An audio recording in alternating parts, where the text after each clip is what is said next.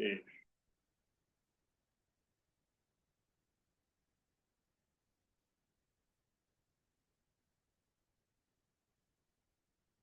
Oh, there comes there's Cam. There's Freeman Sam here.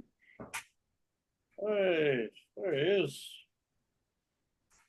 Uh, I kind guess of. kinda, yeah, a little blurry. Too much green screen or what? Um, no, Oh, that's all right. using the wrong camera. Oh, okay. We're just getting stuff Um, started here. I was trying to look for something funny to share, but I kind of try to Why is it download some using the stuff here. wrong? Yeah. Well, I definitely hear you, and I definitely see your camera, but I don't see you. Yeah, it's. I gotta get to where I can adjust which camera it's. Sure. You got some you got more than one camera as far as what you Well, use? there's the one that's built in that's crap, and there's the HD one that I Oh, prefer okay. to use. Sure, sure, sure. That makes sense. Oh, that's one there. So what's going on, everybody? It's Frankie Slauson here for the free show here for season three, the season three finale of Renegade Radio or Frankie Sauce's Renegade Radio, whatever you want to call it. I guess it is what it is. It's Renegade Radio. It's a podcast, and yeah, it's kind of a somber. Kind of somber. Oh, there's. I just minimize the browser, and then I see Santa Claus give me, singing his tongue outside or singing his tongue out. That's pretty cool. I'm guessing that's you as Santa Claus there, Ken, Yes, it is. huh? Wow, you definitely fit the mold anyway when it comes to that. Damn. Yeah.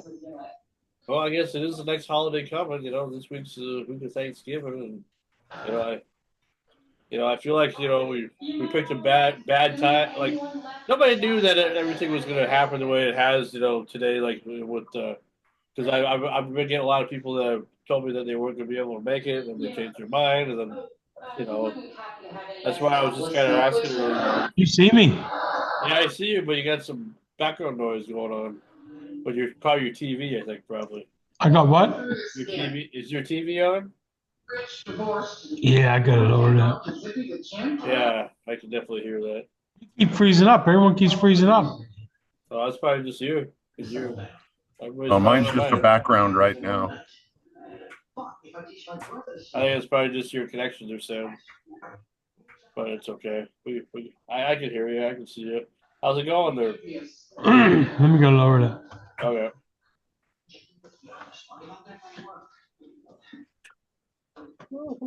Marlene, can you lower that a hair? Can you lower that a little bit?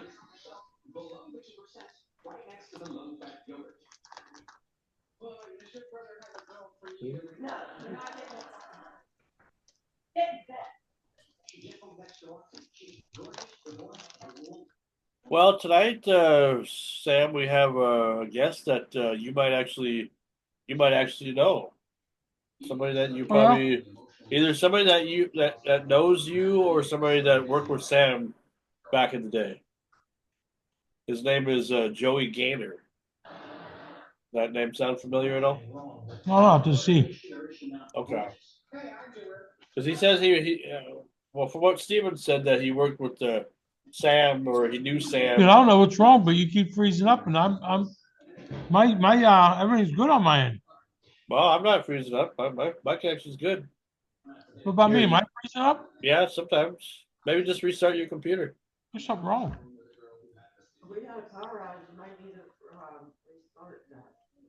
Oh, did you have power outage? You heard that? Yeah, I heard that. When do we have a purge? Oh, I already restarted this weekend. Well, We're in recess. is your computer updating at all, or your phone updating, or anything? It's my Is that computer. there? Okay. He is. Ta-da! There he Motherfucker. is. Ho ho ho! Merry Christmas! Now you just look washed out there, Ken. But that's okay. We're used to that. That's probably just the Why way the now you're camera not is, getting probably, huh? in?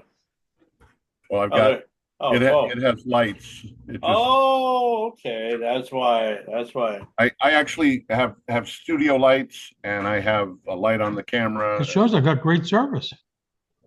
Well, here and there, but sometimes you'll freeze up a little bit, and then you think it's us freezing, but it's not us. Guarantee it's not us. My connection's great. And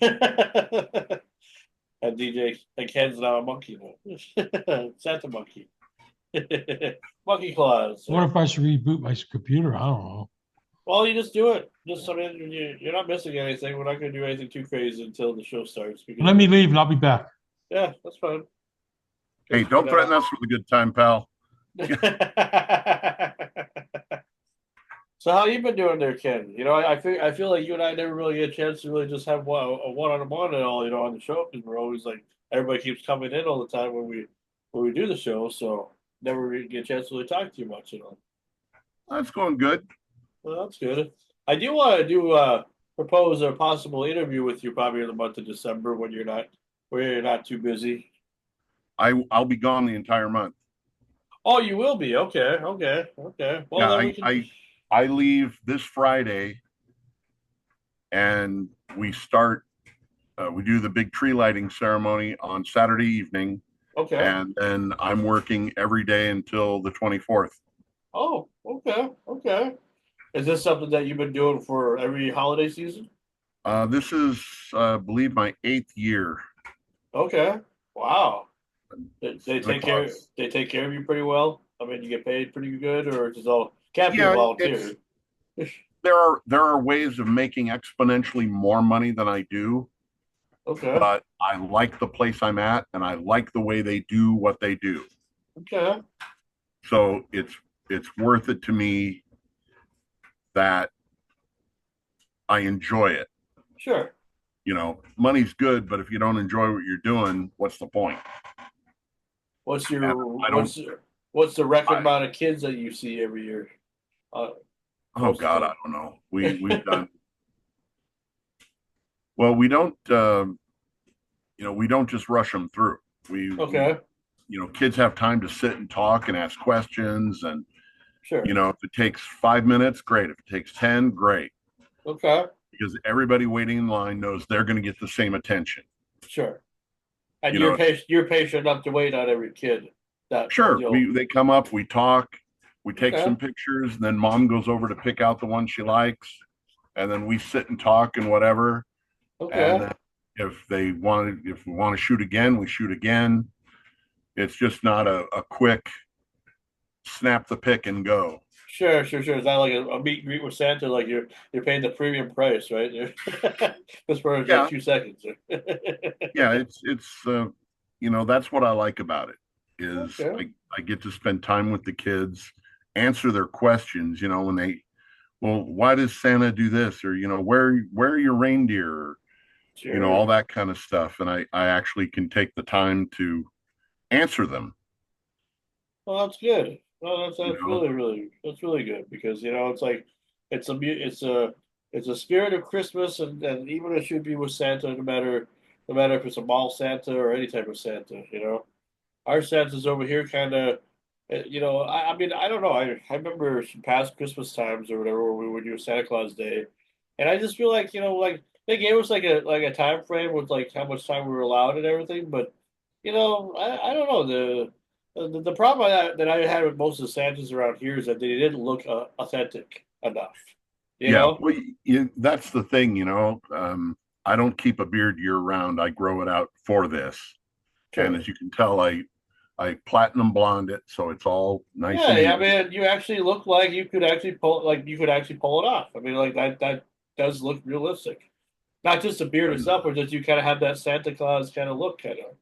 I don't know Yeah, if that's a well, compliment or not, or I, I, whatever. I, I am a grandpa and I am overweight. So yeah, Yep, because that's what I meant. That's what I meant to say. and the part of the thing of not wanting to turn it into a job is also that I can have fun with it. I don't have to, like running from private party to private party and, Sure. just always, I have to be here at 3, then I have to be there at 6, and I have to be there at what, I am where I am. And, And that's what it is. I'm there every day. You want to come see Santa? There he is. Now, are you going to Lower Vegas then, or is it just Uh, like certain areas? no, it's in the Dos Lagos Mall in Corona, California. Oh, I guess I never heard of it before, so I've never been around that area before. I just assumed you just go to all over Las Vegas and Well, just go from, like I'm sure they got some malls over there or whatever, but See, I'm in my toy shop today. oh, there you shut go. up. Wow, that's pretty Oh, cool. I ho, like those ho. photos. Yeah, yeah, that's pretty cool. So, did you say that your kids were coming today or whatever for Thanksgiving? Yeah, Or two okay, two of my kids flew in and are visiting, okay, okay. and they're my daughter's been doing some special cooking and Oh wow, making candy and all kinds of stuff. okay. And my That's my son's been getting mauled by his 5 dogs, who are happy to have him back. also those are his dogs. Those not your Yes, dogs. Oh, yeah, I'm wow. I'm Okay. just I'm just taking care of them while he's helping a friend of ours build a house back in North Carolina. Okay. Wow, And that's a lot of responsibility because those dogs. and I he's mean, got he's got nowhere to keep them, out there sure, yet. sure, sure. So Is they it stay here is with he me. helping them with a friend because of the hurricane, or just because there was over No, there no, no. building a They were house? planning on buying a house, and then the hurricane struck. Okay. Okay. Screwed them over. Yeah, Yeah, yeah, yeah, yeah, yeah. No kidding. you God, know. I still can't believe that. Houses are not supposed to float away and everything, like their own boats or whatever. Oh yeah, they had some vehicles destroyed and some other things like that. Luckily, my son's stuff all came through okay. Oh, okay. But I'm real proud of him.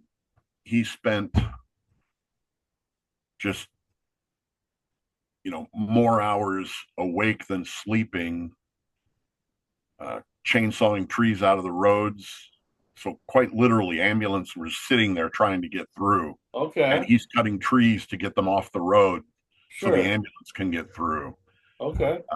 Running around with the generators, charging up people's RVs, Wow. delivering trailerfuls of RVs to smaller communities that had no power, Okay. doing all kinds of stuff. It's not an exaggeration that he saved lives. Wow. It's That's pretty pretty. cool. That I'm is very pretty proud of cool. him.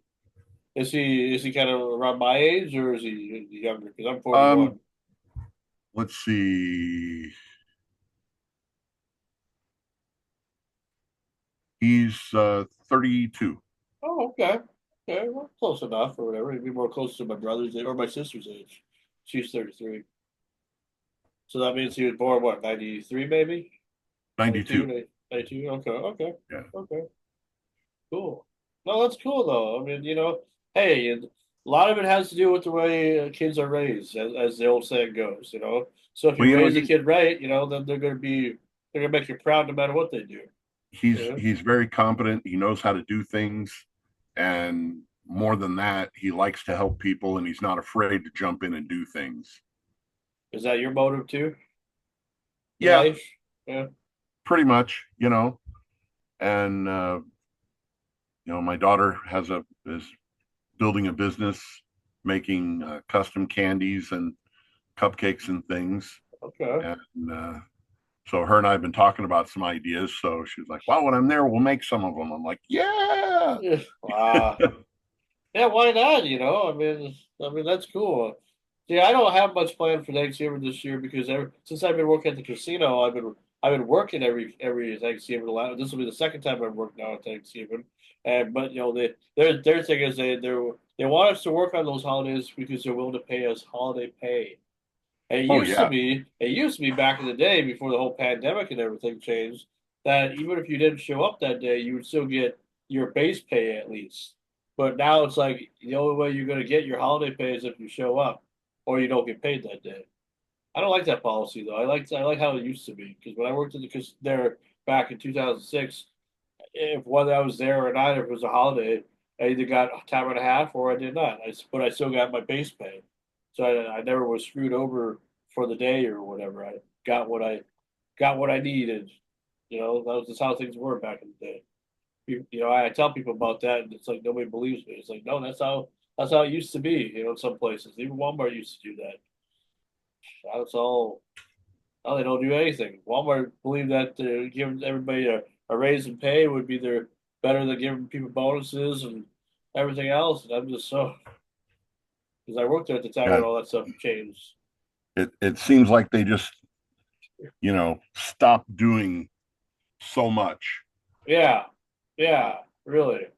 Because You know, it's like, I worked there twice, and both times I just was just like I saw the real evilness in people, whether they're coworkers or not. And I just like why at Walmart? Walmart's supposed to be a happy place. It's supposed to be like my own Christmas toyland and everything, my own Santa workshop. Because I always loved Walmart. It always made me put a smile on my face before I used to be an employee over there. yeah, it's you get places that are like, well, we can't do bonuses this year, and you come back from Christmas holiday, and five of the executives have new cars, Yeah. and it's like, oh, so you got a bonus, Yeah. obviously. But we got a fucking pizza party. Yeah, or no, sometimes not even that. Jeez. You know, Or got invited to the party but no pizza. It's like here's a party, but there's no pizza, no food, no nothing. Just show up for work and we'll give you an extra dollar in your pay, for Saturday or something. yeah. Yeah, I don't know. I When mean, I I grew. Oh, go ahead. when I had regular jobs at places, it always seemed like people were, oh man, last year the Christmas bonus they gave us, snap-on roll-arounds loaded with tools, and and so the year I'm working there, Christmas rolls around and they're like, oh, here's a $10 card for Starbucks. Yeah. Because you Wait a need some minute, wait a coffee. minute. What happened to the snap-on roll-around from last year? Yeah. You know, where's my $1 million Christmas present like everybody else got last year?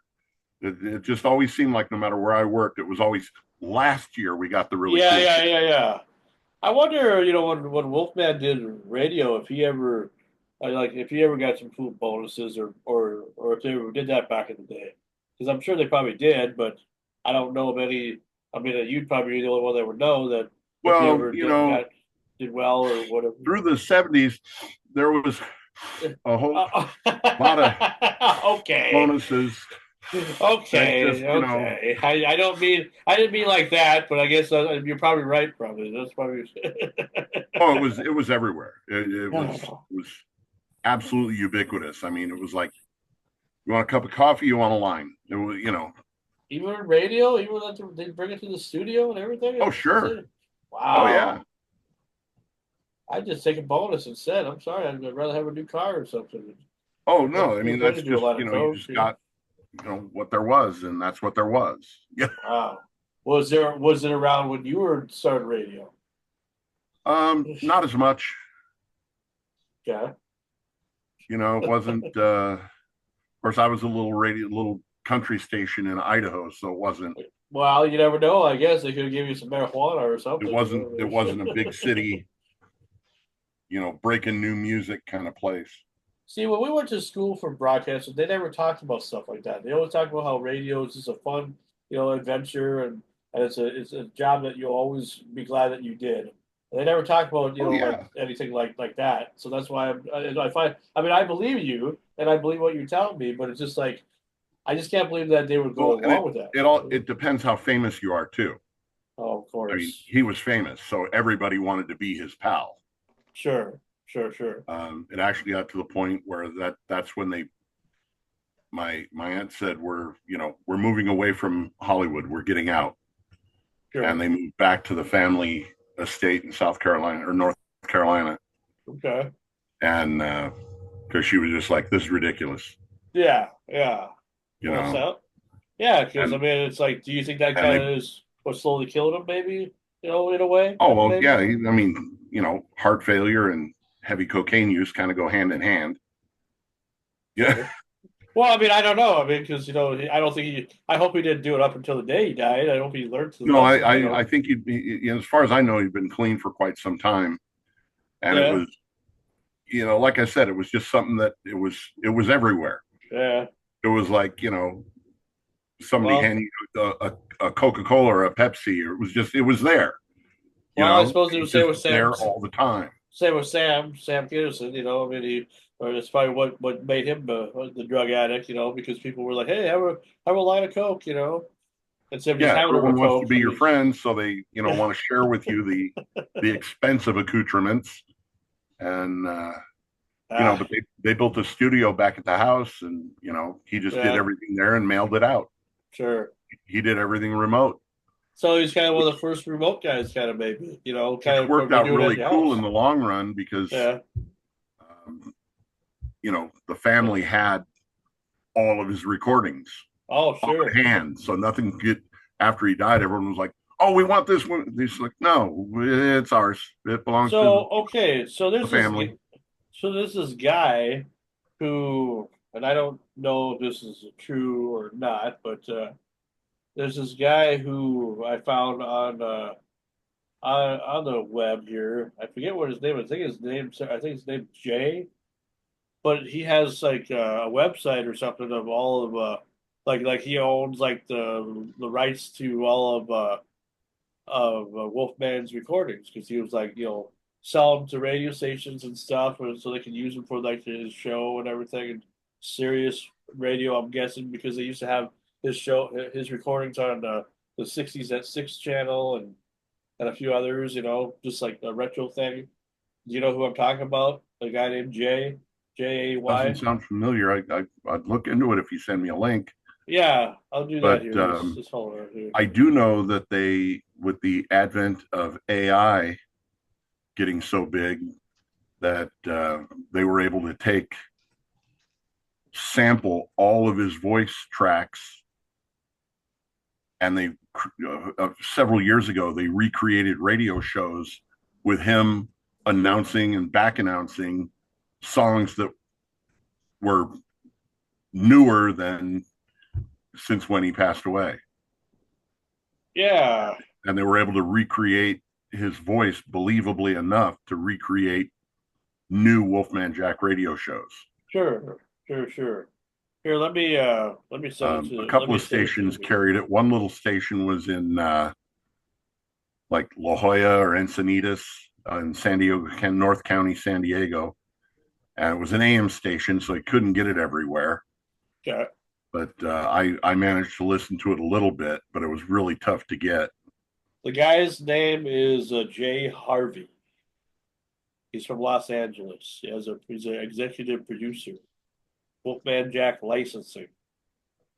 I sent you the website on Facebook there Okay, to his cool. link. So I don't know if you know the guy or not or whatever, but the site's Well, been around for a while. So they've been doing some stuff lately, and okay, so it's a legit Den, deal then. He's a legit like he knew. Denny Tedesco, who is did the Wrecking Crew movie Yeah. documentary and did the Immediate Family documentary, is now working on a Wolfman Jack documentary.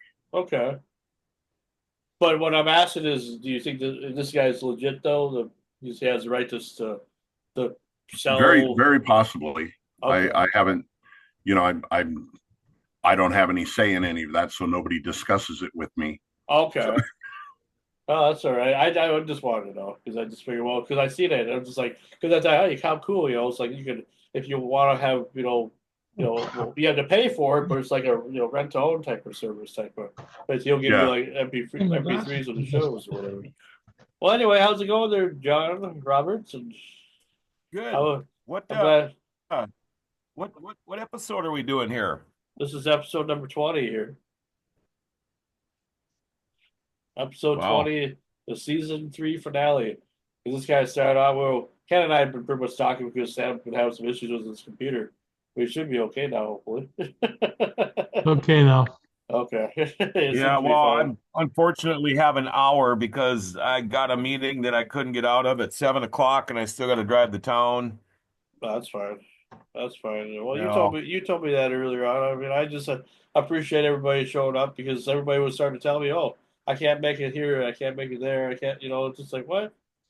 I don't want to be by myself on the last episode of our show for until January. That'd be kind of weird. I well, could I do let you it, know but I kicked the mayor of Grand Forks out of my studio today to join you guys at noon. oh, well, see, I thought you had a show like that's why I only had to be a half an hour interview because I thought you had something going on afterwards or whatever, like at 1 o'clock or whatever. Well, they were coming in to film some episodes for something or some promos or something, but I just told them they had to wait for a little while. But Oh, no, okay, I wanted to catch you guys at the beginning, so I kind of kicked the mayor out. But he's a good guy. He's a busy guy too, and sure, and so we got our shit done, and he left, so it worked out okay. perfectly. Well, that's good. That's good. That's good. Uh, well, let's see here. I'm gonna kind of get the live ready here because I was just waiting for everybody to show up pretty much because I didn't know who else was going to show up here. So I'll get the live ready here. But yeah, that was a good interview, and we are going to have him back again. I talked to him on email, and I just said let's do something in January. So he probably won't be the first guest for the new season, but he'll probably be the second or third because I don't, if he can get his wife and whatever to come on, then we'll just have them be the main guests for that episode or whatever. Either when we come back or the week after. It doesn't really matter. I'm just happy that we got to do it. Did you learn anything at all from that there, John? Uh-oh. I don't know.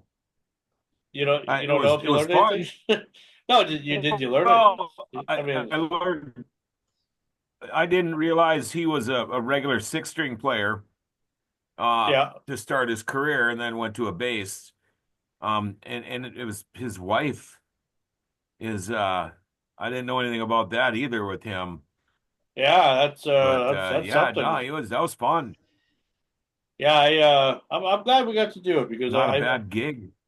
I figure he seemed like he had a lot to say, and the interview was started getting good after a while. It was like a little moment where I thought, it's not really going anywhere, but then it started to flow pretty good, and then after that, I felt bad for cutting him off for a half an hour because I thought, oh, I And look didn't, what the cat dragged in. yeah, Hey, hey, I've literally been in Zoom meetings all day, all day. wow, So don't mess with me, man. I tell you what, wow. don't Let's start see. your shit. And normally that's me that starts the Speaking shit. of Oh, which, come What's going on in Bubba Tea? How's it going? Everything it's going been a okay? long day. Okay, okay. I'm just asking how you doing. Make sure you're okay. I'm good. happy that you're here. It's one can away from getting better. That's right. That's right. Better That's already. right. well, How we appreciate do everybody being on here. I mean, I undo that? season 20 or seasons. I keep saying almost season 20, but no, we're not. We're not far. We're far from that. Season 3, episode 20 of Renegade Radio. We started this season back on Monday, July 1st, and what a season it's been, huh? It's just been kind of a crazy up and down. You know, there's only one episode that we had that where we didn't have a guest on, like, well, he was supposed to be on, but then he ghosted me, because of political bullshit, whatever. So, but every episode that we have prior to that, we pretty much have had a guest on it. So, I mean, that's pretty cool compared to the ending of season 2, where the last 2 episodes we didn't have anybody on. The last guest we had on was what was it, Mama J or Dr. J, or our your friend there, Mama T, Dr. Jay. J. Yeah.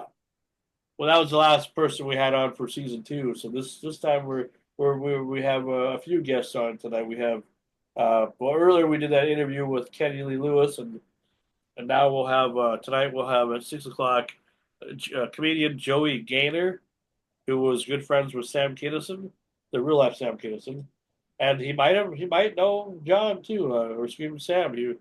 We'll find out. And then hour number 2, we'll have we'll go wrestling again to end the season. Kenny Casanova, the former manager of Kamala, the Ugandan giant, who used to go as Kim Chi, I believe. He used to wear that outfit, so you didn't know who he was at all. This tall, skinny guy. He's an author, a wrestling guru, a DJ as well, like for weddings and stuff. They're Ken and John. And then the return of Justin Race, who will also be part of the interview. The son of the only son, or the only kid that Harley Race ever had. So he'll be making his return. So he wanted to come back. Everybody. He was. I've been kind of asking him. Like if he watches the show or stuff, and he's a fan of what we do, a real life fan, and it's an honor. Because that's freaking Harley Race's son, for crying out loud. Now I wish I could stay for the whole night, but Well, you'll see the recording, I guess. I told everybody we were making history. This last. Hi there. Speaking of, yeah, hi, Antique Man, how's it going there? Going good. Good evening. Yeah, good evening to you too. Thanks for being a part of the interview earlier on today. It was a great show. Thank you. Yeah, well, Missed it. yeah, you did. You could have asked so many questions there, Mama T. Did you miss it because you were working, Mama? So Mama T? I was just telling the boys here, I was literally on Zoom all day, in Zoom meetings all day. And they asked me how I was doing, and I went like this. Yeah. Bird up. yeah. He said, And much then better she now. added, And- so don't fuck with me. Yeah. Yeah. She had a I've cursor literally right been there. in Zoom meetings all day, you fuckers. Well, just so you know that this will probably be the last time. Well, unless we do any exclusives together, that'll be probably the only time we do use Zoom, unless we don't really need to anymore. Because starting season 4, we'll be using the Dreamcast. StreamYard. Or StreamYard. Yeah, not Sega Dreamcast. So that's all from 30 years ago. Okay, then. Well, Mama T, are you in the closet today?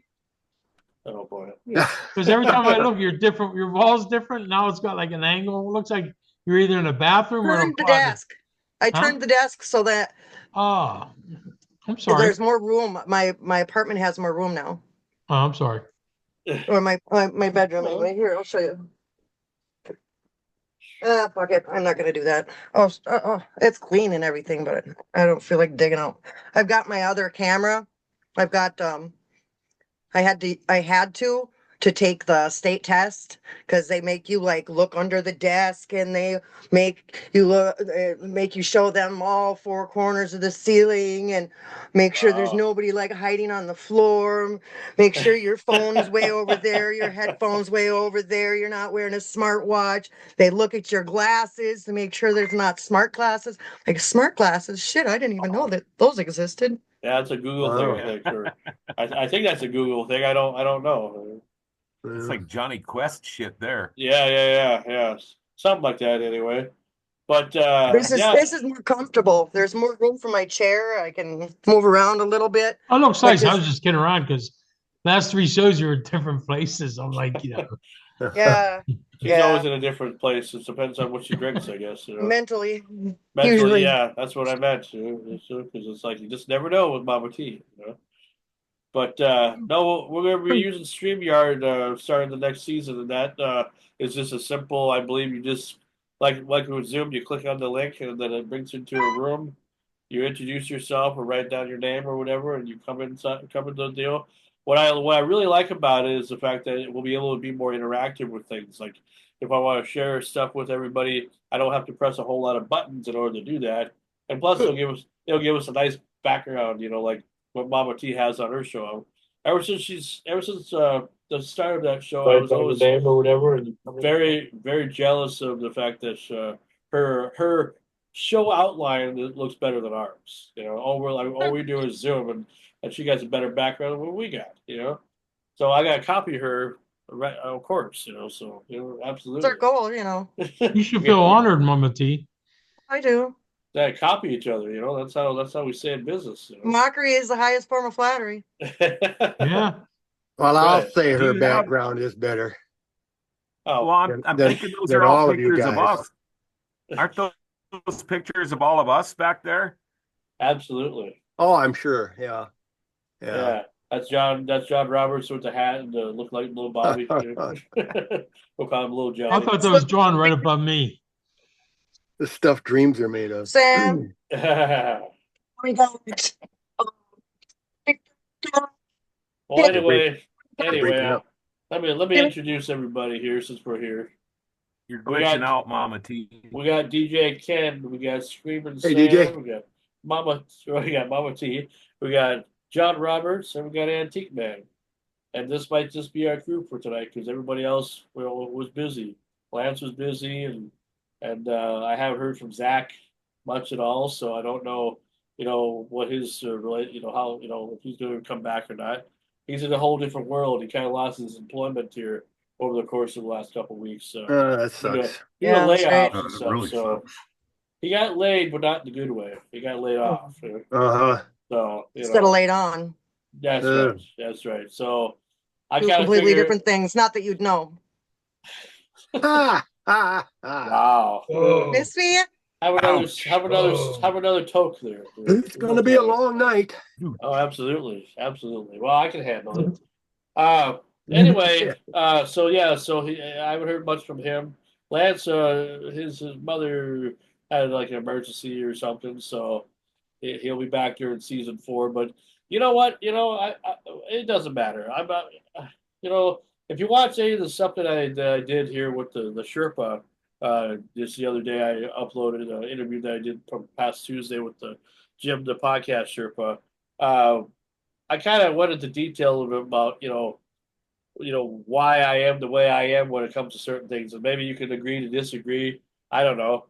I kind of said that in order to make this work, I pretty much have to pretty much be the yes guy. I have to agree with everybody. Like maybe not with everything, but like pretty much to a point where I'm not here to be the guy that wants to piss anybody off. I pissed off Mama T a few times, but that's just because No way. that's just That's because what you're we're close. good at. That's just because we're close by. We can rib each other and everything. But for everybody else, I mean, and with Mama T too. There is a level of respect that I have for you guys. Where I keep telling people, it's like these guys come on here every week. They don't ask for anything. They come on here. They could do other things. We can ask. We're not going to get it, but we can ask. Right. But I mean, the fact that you've been so nice as to be with me, I just, what I tell you about you guys, at the casino and stuff, people are just like, really? You got a crew that's like that? You don't pay them and all that, but they come and join you for a few hours? Like, yeah. Well, I guess don't we ain't believe coming back the first of the year, but nice knowing you, Sean. it. Well, that'd be your call. Literally Sam. sitting in front of this computer all day, every day. Like I thought sitting here with you guys was hard for 3 hours when I was drinking. Sitting there Well, gee, thanks, sober Sean. all day, dealing with a million strangers. Yeah. Yeah, and you'll Thanks find a out. lot. You'll find out that Yeah. we're more fun than that because you can drink and Oh do no, whatever I you want know. down This here. is Yeah. this is supposed to be my break from work. And why'd they wait till Thanksgiving week to have you do all this stuff? Why couldn't they just wait till next week or whatever? Because are you doing it Thanksgiving too? Because once you pass your test, you're in. That's And right. that's when you start making money. Oh, so you're getting paid for all? Well, I You get hope you'll paid be for the getting paid for training. all your time. Okay. Oh, get it's paid a for the money training. deal. That's why I had to stay logged in to Zoom on the work page Okay.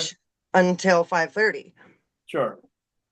Well, that makes sense. Well, that's like my weekend. Thanksgiving's on Thursday, so we're shutting our studio down Thursday and Friday.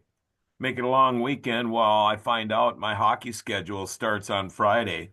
So I have hockey yeah. Friday, Saturday, Tuesday, Thursday next week. Jeez. Nice way to welcome the season. Just boom, boom, boom, boom, boom. Yeah, but And on Thanksgiving weekend, I got to do 2 games. yeah, but you love that shit though. You love hockey. You're a big hockey nut. You're a sports guy. Oh, I That's what do. you. And Yeah, it's a paycheck, you know. It's a yeah. paycheck, and I do love it, and I get to call some really good teams, so it's all right. I mean, It is it just worth sucks going out in the cold weather to it, drive home it after a game. is it worth just being the yes guy too all the time and just saying yes, I'll do this, yes, I'll do that, and all that, or what? Oh, I I don't mean, do that anymore. oh, so you I do don't do say that no to some anymore. people, okay? Because it just seems like Oh, well, you I know, did. I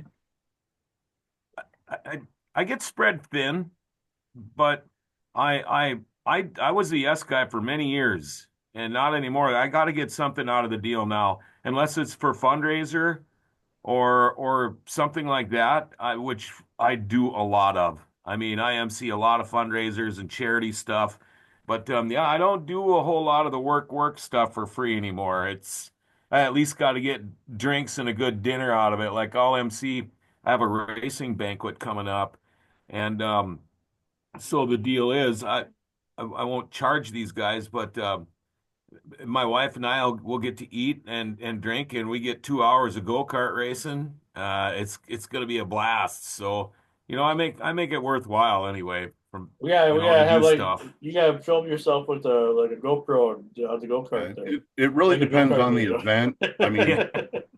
if they want you to work for free and you see that they're raking in money hand over fist, Hmm. that's like, Yeah. you can afford to pay me. But if You it's like a Sean? charity and they're raising money for a That's cause, right. then Yeah. that's different. I That's mean, right. I Pay used the to rich, I grow guess. my beard and my hair every year and auction off a shave job. They could do whatever they want to me. And I was hoping to raise a couple $100, and it raised like 1,500. So Wow. but stuff like that. And when back in the big time radio days, everybody knew who you were, so that was kind of a big deal, I guess, to them. But I enjoyed it. I like doing it. To be honest with you, I'm not fond of emceeing fundraisers anymore because my track record's not very good lately.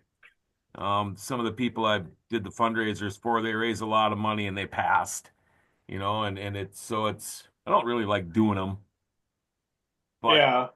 I do. I know everybody I've done, everyone I do, I mean, we have 60,000 people here, more than that with the two towns, and I know a lot of people, and a lot of these people are my friends, so Sure. of course I'm going to do it, but I wish I didn't have to sometimes. Yeah. Yeah. Well, what I was trying to get at though, I didn't know you did anything for free. I assumed that you got paid for everything you ever did, just because of who you are and everything. You know? No, Oh, okay. That's no, I news to wish. me. Wow. I'm surprised by that then, because you figured that if people want you for something that I mean, I would only hope for somebody to hire me for a radio gig or even a DJ gig, just wedding, because I know how to do that too. But they want the same old people all the time around here. They just don't, they think they're better. So I know I can do a way better job than most people. I don't know if I could ever outdo Ken or whatever, because I think Ken has his own special. Like he's the Well, man of that. from being a mobile DJ and then also a radio DJ, I I know just a bunch of people on both sides who can't do the other side. Sure. Not everybody can do both. It's a different, completely different skill set. Mhm. People think, oh well, you're on the radio, you can go play a live gig. No, you can't, That's right. That's because right. at most No, radio stations they're it's telling way you what to different. play next. You're not monitoring a dance Yeah, floor. You're not trying to keep people going. You're just playing right, right. whatever the program director said to do next. Sure. And Hmm. you might be heard by 100,000 people, but you've never spoke in front of more than 4 or 5. Now all of a Yeah. sudden you're in front of a crowd, 300 kids looking at you like, when does the party start? What do we You get more know, Kool-Aid? But back in the days though, I mean, we would be on stage introducing, Foreigner and you know, Big Band, Three Doors Down, and stuff like that. So, I never had a problem with speaking in front of a lot of people, but Yeah. I Well, did the even mobile DJ thing see, for a long but even time, that is and then I different than got out being of in it. a I room just full couldn't of do it. people expecting you to entertain them. Sure, sure. You Yep, know, absolutely. I've You I've go up there with a mission, and I've then you're introduced off. bands in Yep. front of giant crowds, and it's a little unnerving, especially when nobody's ready and they look at you from the side and go, "Stretch it out, make," and you got to like sit there and pull something out of your butt. Yep. It's for a good show. See, Let me entertain you for a my minute big while they thing, get ready. yeah, yeah. My big thing for me was after 4 decades of radio, now doing the video podcasting for a living, and now people having cameras everywhere and stuff around. I don't like it. I still put the microphone right in front of my face. I like to hide. Um, I there was a reason I was in radio.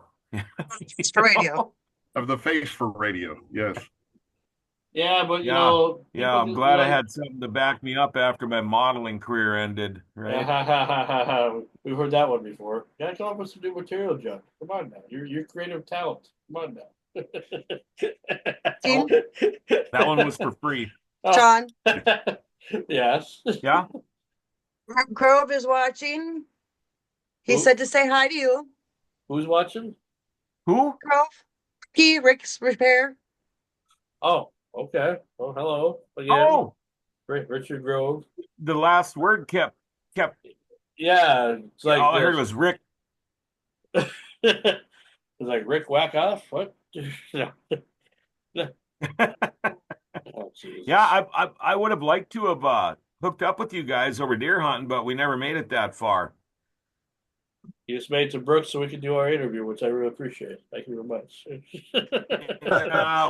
We did go to trail, but that was about it. I mean, no Oakley, no nothing. It was pretty quiet. So, but that's all right. We're getting Well, old. I mean, we partied till like 8:30 at night now. Oh, Jesus God. Christ. Wow, that's great. Then you watch some Late. MASH and everything and go to bed. Yeah, yeah. No, Pretty see, weird when you go to the hunting shack with the boys and you come home with more sleep than you've had all week.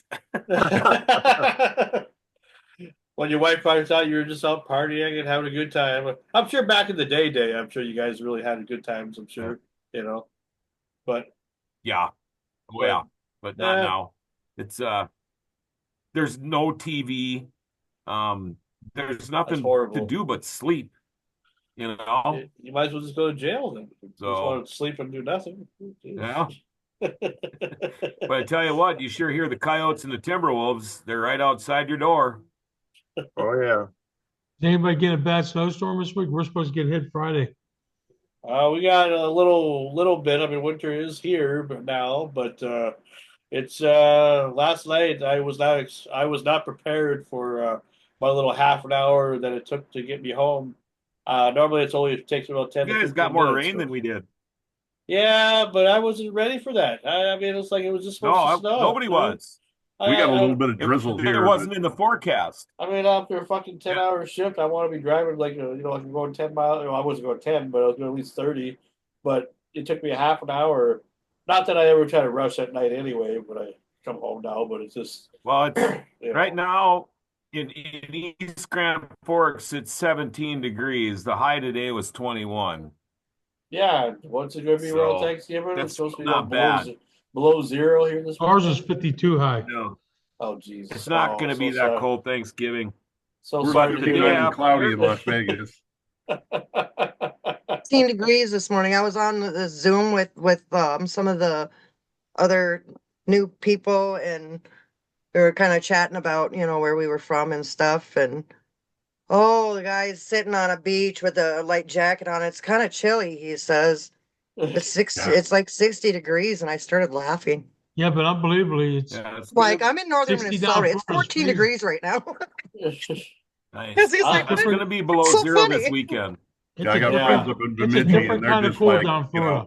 oh, it's 36 below here. And I'm like, yeah, that's God telling you he doesn't want humans living there. What you have? Who do you know of Bemidji? The buddy of mine, Ben Stowe with Northern Light Effects, an equipment company. Is and that the staging company. is it because you know Nathan Shemaya? Because Yeah. his mother was my speech teacher, believe it or not, when I was a kid. But I don't know if you, Right on. how well you know Nathan, but I know you guys have been friends online because he introduced me to you. But I didn't know you knew Yeah, anybody in Bemidji or whatever. It's just, you know, that whole, you know, web of people you meet on Facebook. Okay, so Friends of friends of friends. so you never been up here before. You just know No. him from just. Oh, okay. No, but I know from Ben and all the crew that they come out to the DJ shows and the trade shows and stuff. Oh, And, okay. so I've known them for, you know, personally in person for quite a while. Because Bemidji's only like an hour away from me, roughly Yeah, about an hour. they do a lot of work with Electro Voice. Okay. Who's right, you know, right there. Is that the type of stuff you do with your shows? Oh and yeah, everything? I do all kinds of stuff. I've done research and development with equipment companies for, you know, toys that people are playing with now. I was part of helping develop them. Oh, that's cool. Wow, No, it's fun. You know, I kind of got known for being the guy who wasn't just going to say, "Oh yeah, that's cool. You should do that." You know, this feature kind of sucks. You know, you might want to look into that one a little more. Wow, that's pretty cool. Because I know they have a lot of different conventions over there in Las Vegas. They have a thing called CES, which is Consumer Electronics Show. Yeah, yeah. Because all the new TVs and everything, they're always hyping all that. That is so huge. It like uses all of the convention center. Yeah. And probably the first 3 to 5 stories of every big hotel resort within walking distance. The hotels actually clear the furniture out of the rooms so that manufacturers can make their own little demonstration rooms. Sure. Wow. Rooms, suites, everything. It's all CES.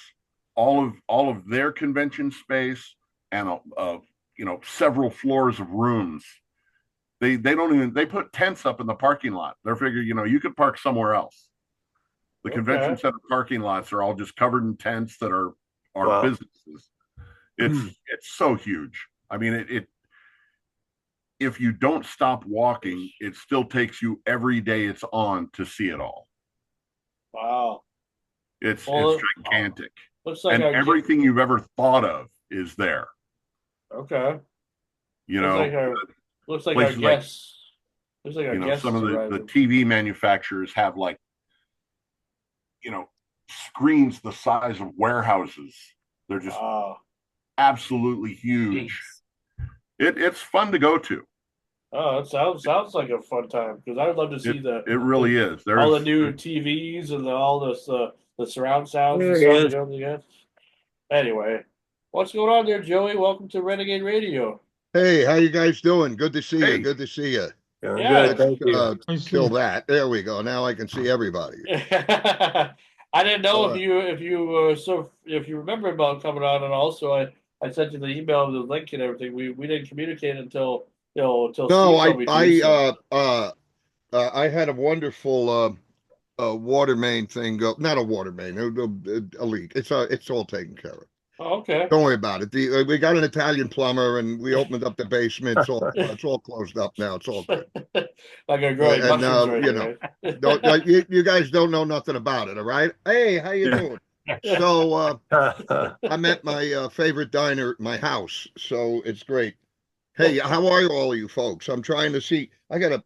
Why I'm cheating here. Hang on. Okay, there's Sean, and that's D. Ken. DJ Ken. DJ Ken. Okay, how are you, DJ Ken? Doing well. Antique Man. I like that. Antique Man. Hey, thanks for coming. Freeman Sam. I think we've met at the Comedy Store. Probably did. Were you at the screening of I Am Sam Kinison? No, I wasn't. Oh, okay. That wasn't Oh, you. That's the other guy. that was the All other. righty. He's And dead. Mama He's T. dead. Nice to meet you, Mama T. How are you? So I just want to Awesome. say Hey, hi. don't forget How you about doing, Laura Fran? up here. Good to see you. Oh. Okay.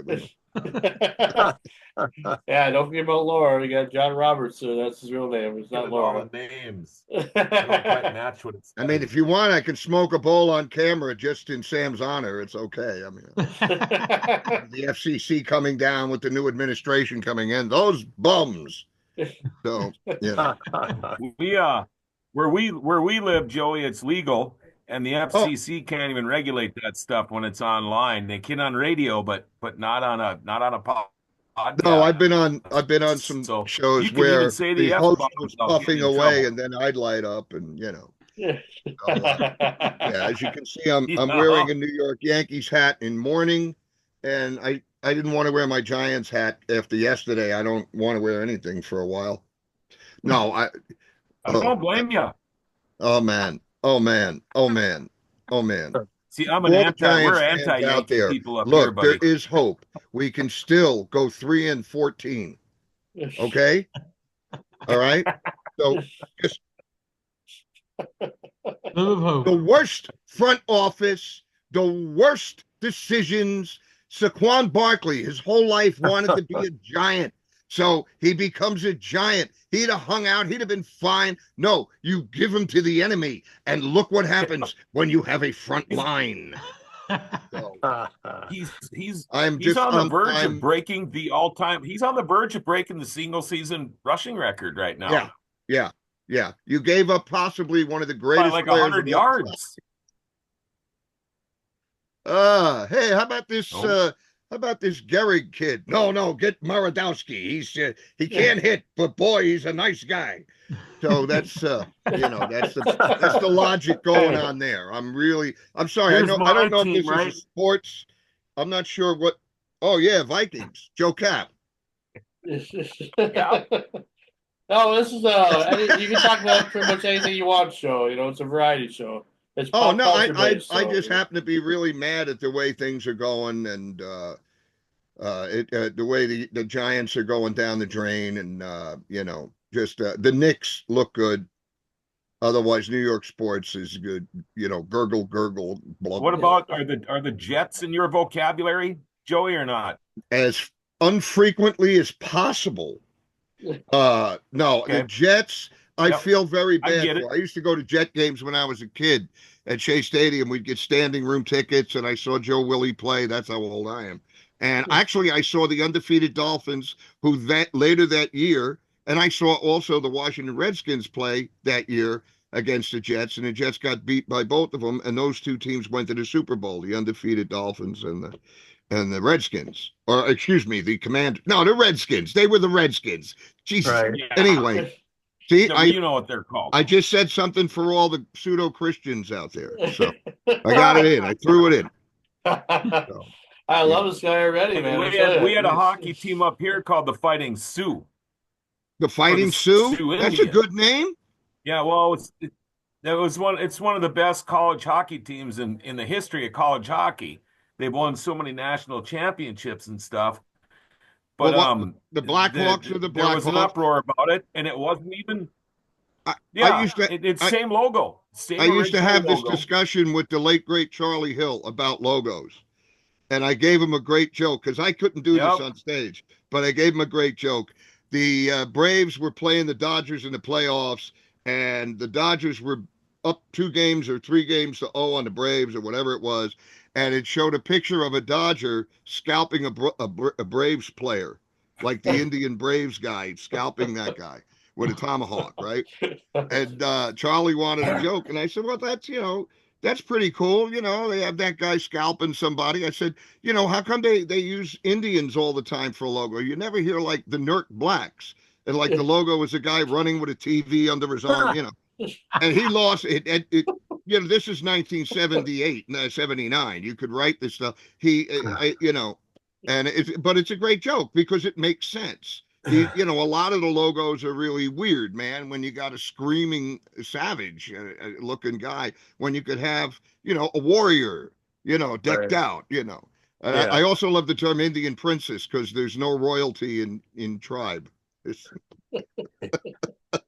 That's funny. Do you like our logo though? I've there, always Joey? liked that term. What's that? You like our logo there, Joey? And Renegade I Radio? like the logo a lot.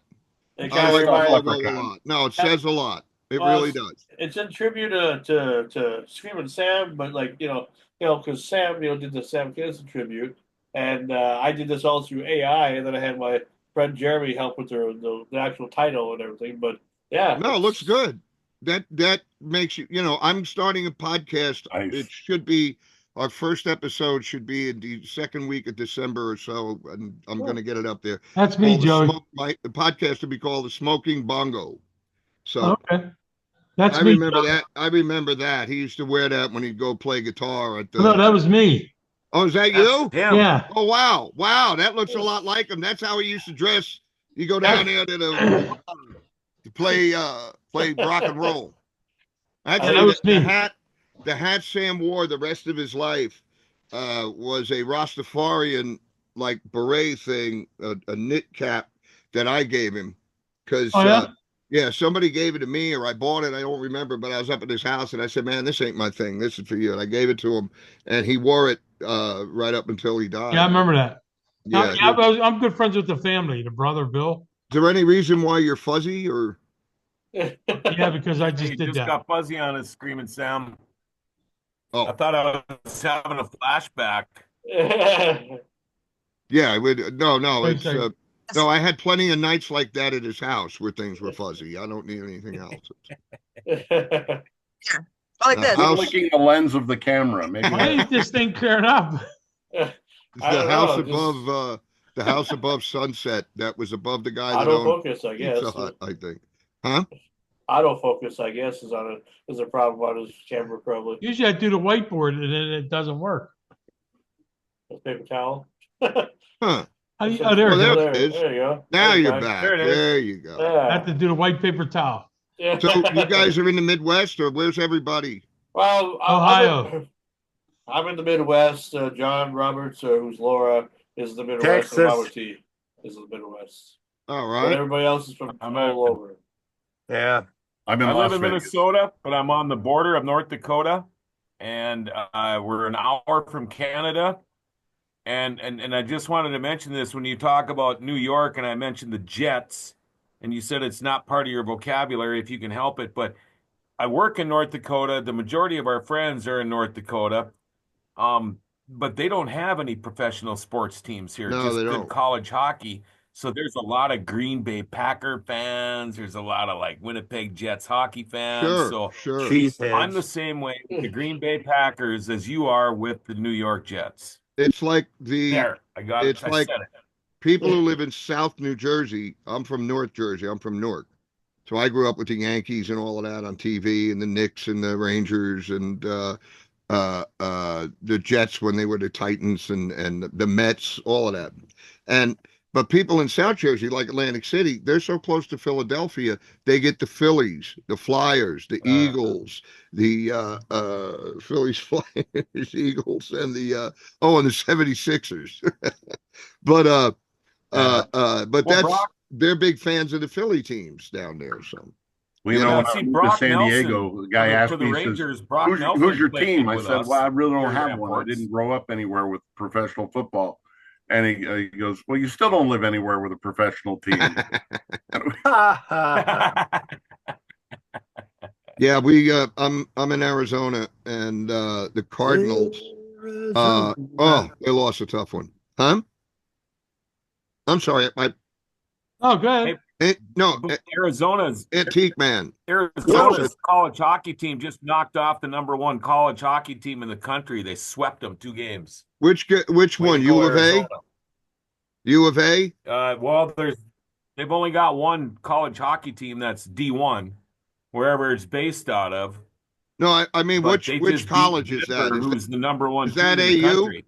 Is that AU Arizona University? I think so. Yes. Oh, the Sun Devils. Yes. Okay, yeah, yeah. I believe so. Well, because Yeah, they love to I don't know if- practice because it's air conditioned. I don't Oh, know. yeah. I don't know. Yeah, that's very funny. I don't know if the Roadrunners, They're- the minor league team here, is, by the way, this my cat for the first time ever put the paw up and got me a day or two ago. And Oh, yeah, it looks like I was in a slash fight in an alley or something. Um, uh, and then she stayed away from me because she was scared I was going to yell at her or something. I knew it wasn't on purpose. Anyways, enough about cats. I don't want to get into it. But as a matter of fact, I forgot what I was talking about now. You're talking Put about that down. Arizona. Put that Hockey, no one down. cares. Put that down. I'll break all your fingers. I hate when my grandfather comes over. You know, it's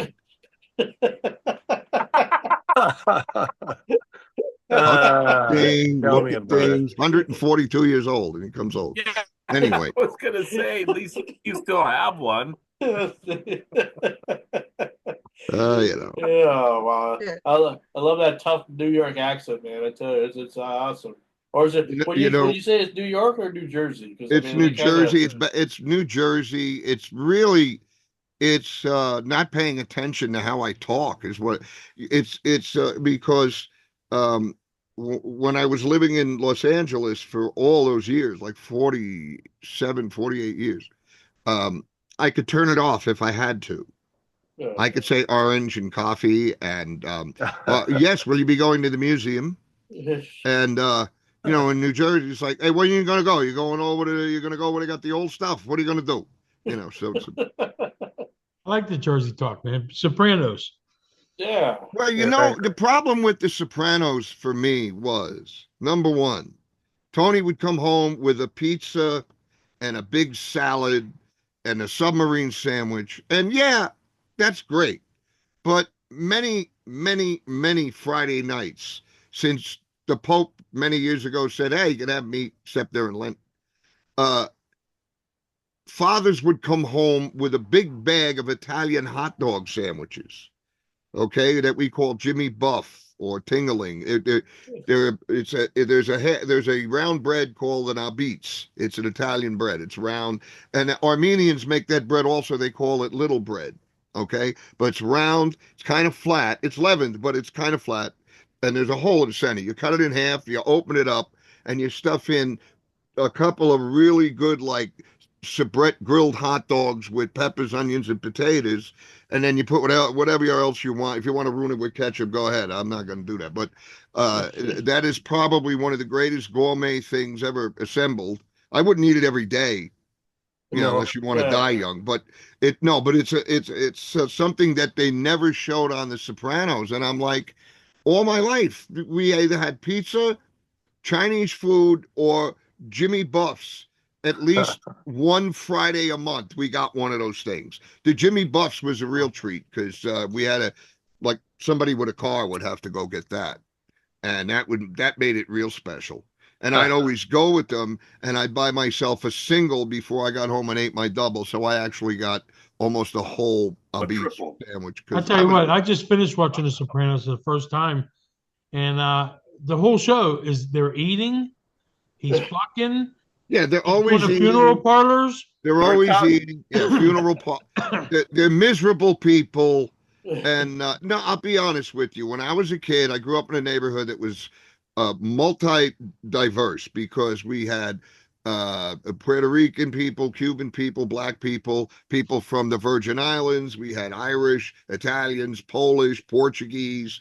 There were Asians. There were Filipinos. I went to a very integrated Catholic school in the 60s. I had no idea what segregation was. I couldn't, as a little kid, I couldn't fathom that. I didn't know what, I coming back from California in 64 by Greyhound bus with my mother, I remember seeing white and colored only fountains like in St. Louis or somewhere like that. Even though they were outlawed, they still were trying to. So, I mean, I never had run across that stuff. So, How old are you, Joey? I'm 69. Okay, yeah, I'm 66. So we're Okay. So, all right. Did you get your did you get your food card with supplements? I'm checking to see if you got your food card with the supplements. You know, you can get other. No, I'm pretty good. I got everything. Oh, okay. Thank you. Because if they don't turn you over to an agent, they're going to get yelled at by their boss in India or wherever they're from. They're Yeah, they call you up to drum up business.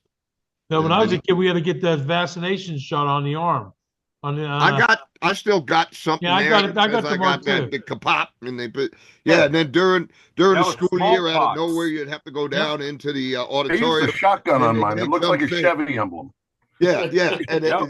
they'd roll up your Yep. sleeve and take this little thing like this, like a tube, and pop, you got 3 dots on your arm. And what was that? They used a Tuberculosis. gun on me. You know, They used a little gun like a there was the hand tuberculin Yeah, gun, it's a, and Yeah. it's a then gun. the follow up was a thing they just stuck on your arm. But I remember the tuberculin gun. I kind of dug it because it left a big, like your arm had a big like anthill on it for a like a while. tattoo. You were, You walked they around like you were a tattoo on tough you. guy, you know. You're 6 years old. Look at Stop my, on that. Your I didn't brand. cry, you know. Then you Your went home and cried like a brand. bitch. So Yeah, because I'll be 60. I was supposed to get it, but I was sick. So they wouldn't give it to me. And then by the time I went back to get it, they said, we don't need them anymore. So I didn't get the brand. I But got, I had grew I up with think it. I had Everybody had everything. it. I think I got everything. I don't think there was any. I mean, I one time I was in Catholic school and they came and got me, brought me to the nurse's office, and they want to give me a needle, and I said nobody told me I was getting this, and they had to hold me, man. I was gonna bolt, and they gave me a shot, and my arm swelled up, and my mom went nuts, and we should have sued them, and you know. Yeah. We should have sued him because it was written. But you just pull me out of class and give me a shot. You don't tell me what's for, what. Oh man. We were forced back then to get that, but I tell you what, I would never got it. If I knew, I don't do the shot thing. I don't care. I never got the COVID shots, and I'm normal, I think. Well, And you know, I got it It's because I respectable, got you the know. shots because of my Of that word, diabetes. sir. I got the shots because I've got type 2 diabetes and I've got glaucoma. Normal is a sliding scale. Yeah, Yeah, and yeah. like Yeah. some people, see, it all depends on your lungs because COVID sticks to your lungs and then it makes things break down. And it is a thing that is not the flu. People think it is, but it gives you the symptoms, but it's not. It's my brother-in-law died from it, and another guy I knew passed away from it. I know a guy died from the shot. Well, I don't know anybody who My died from the mother-in-law shot, but that would be because he was allergic to the egg or whatever was in the shot. See, and they would ask people, "Are you allergic to the shot?" So I mean, he might have not thought there was anything he was allergic to, and here there was. I mean, I'm sorry to hear that. You know, They mine never was asked in a. anybody if you were allergic to the shot. My mother-in-law got killed, but the shot killed her, and it's on her death certificate. It wasn't a shot. It wasn't a vaccine. It was gene therapy. So they had no idea what would you be allergic to? Well, eggs. No, they're No, There's there's a things that difference, you the know. I way know I that never they got it. develop the vaccine, I they have a have. bad lung, and I never got it. I'm fine. Me either. Hey, some people didn't Either, get it in more. I lived in Los Angeles. People were on top of each other there. All Sure. right. Yep, So yep. I got a Yeah, vaccination right. because Yeah. no matter where you went, even if you went to the store or masked and everything else, there were people coughing and Yeah. you know that shouldn't. And I I'm so lived just in glad Southern it's over California with. at the time. you I know, completely didn't different mask. thing. I didn't get In shots. I didn't small, get nothing. in less areas, in lesser Me neither. dense areas, people did not get it as much because you weren't in contact with people that were, you know, massive You should. airport in LA. Who the hell knows who's coming in? You know, Well, you I'm should just you live know in glad it's how over. Minnesota. we were just talking about Minnesota, how they wouldn't let normal you is a go. sliding scale. Well, it's got a lot of different definitions. I think the definition of vaccine has changed over the last few decades too, because normally you'd get that tattoo on your arm and you're never going to get that. You're never going to have to get it again, and you never suffered from it. yeah, that was the polio and Hmm. all of those And things, nobody suffered from measles, any of all those that things. stuff We got one practically shot in one thing. and never got that. Well, But How it many with was a people this, quick have had thing. 4 or 5 vaccine boosters or had 4 or 5 of these COVID boosters and they're still getting COVID? It's not a booster. It's not a vaccine. Well, It's gene what it therapy. does, Bunch of it's not a bullshit. cure. And here's and I'll just say this: it's like a misconception. The vaccine is that if you get sick, you will not be as sick, more than likely, than you would if you do not have it. Just like the And flu I shot. got COVID 2 years ago. I was vaccinated. I got it, but I tested positive, but I had no symptoms. I had no runny nose. I didn't have pain. I wasn't coughing, anything like that. So I had it, Why'd you get but tested then? didn't it didn't grow, it didn't manifest in me. But also I've been on a medicine called Singlar for a long time, which keeps Yeah, my sinuses and that open when I'm sleeping. So sure. the COVID couldn't close my sinuses, I don't think. I wear a condom. Close my throat, you know.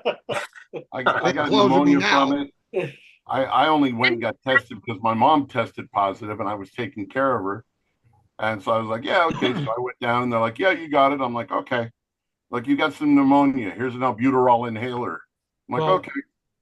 Yeah, I mean the pneumonia is there's so many things that the actual virus itself just makes other things worse, and that's what happened to a lot of elderly. But yeah, to a lot of people in my age bracket and everything, they were already sick. This made them sicker, and they couldn't fight anymore. So you know, by the time they did have a vaccine, I mean, it was pretty fast to get one, you know. uh it's funny because they were giving out free drugs and everybody didn't well, want them. if you remember, we It's were America. They're giving away free dope, ladies and gentlemen. Yeah. Line up. You're not going to get free drugs that we were sort of misled with this too, because like I was at a campfire probably about a year ago, and my brother-in-law was like, I told my brother-in-law, well, Joe Biden said, and I'm not talking politics, I don't want to get into politics, but I'm just no, saying, I know it's, Joe but Biden said that if you get the flu shot, you won't get COVID. And he argued with me until I pulled it up on my phone and he saw it himself, Joe Biden saying that, and he actually apologized to me. He goes, I'm sorry, people man. make statements. It's so funny to me. I don't care whose side, what side. When you make a statement like that, it's like whatever you meant, you left out a lot of information. Right. So Well, you I went always from figured, like A to if Bill Z and Gates left everything backed it, out. and Like, that guy hadn't been able to make his own product work, I ain't taking a vaccine he you wants know, to. he what was he on Plaxib? They gave me Zithromycin, which I'd never heard of, and that knocked it out like in 4 days. So I was lucky. I mean, look, I I was got in the lucky. hospital with COVID a couple years ago, 4 years ago. I was in the hospital with My COVID. friend Hannah, she tested positive and she didn't even barely know she was sick. Okay. Well, a month or two later, she got a COVID shot. 2 weeks later, she got COVID so bad she was in bed for a week. 6 months later, she got a booster shot. 2 weeks after that, she got COVID so bad she was almost in the hospital. Wow. Yeah. And this See, is somebody I'm close to, and I know this is Yeah. the truth. no, You know, I'm not saying it's not. and I 'Cause think there is I a think it's percentage. different for everybody. I There wear is a a condom. percentage of people where, look, when I got the third COVID shot, I was down for a day. It made me just fall down. I mean, it knocked me out. I was achy and all of that, and then I was all right. It was the shingle shot that put me down for like 3 days. See, I'm a heavy smoker, and I got fibromyalgia that I don't treat, and I smoke pot, and I drink, and I've got a said you weren't a shitty heavy immune smoker. system, and I never got one shot, and I never got COVID. Wow. That's all the you say- alcohol. Hey, Mama T. I know. Alcohol Mama is T, did I you look say so you young. weren't very a It's a important, my preservative. dear. Mama T? I have a confession to make, if I Okay. could. Would you stop interrupting? Jesus Christ. Yeah, Talk I'm so so much. sorry. But I'm afraid I made a lot of money during COVID. In my previous life, I made forms for a living, and I made a beautiful COVID vaccine card, which is right here. Yeah. And at $25 a piece, and I sold about 5,000 of those.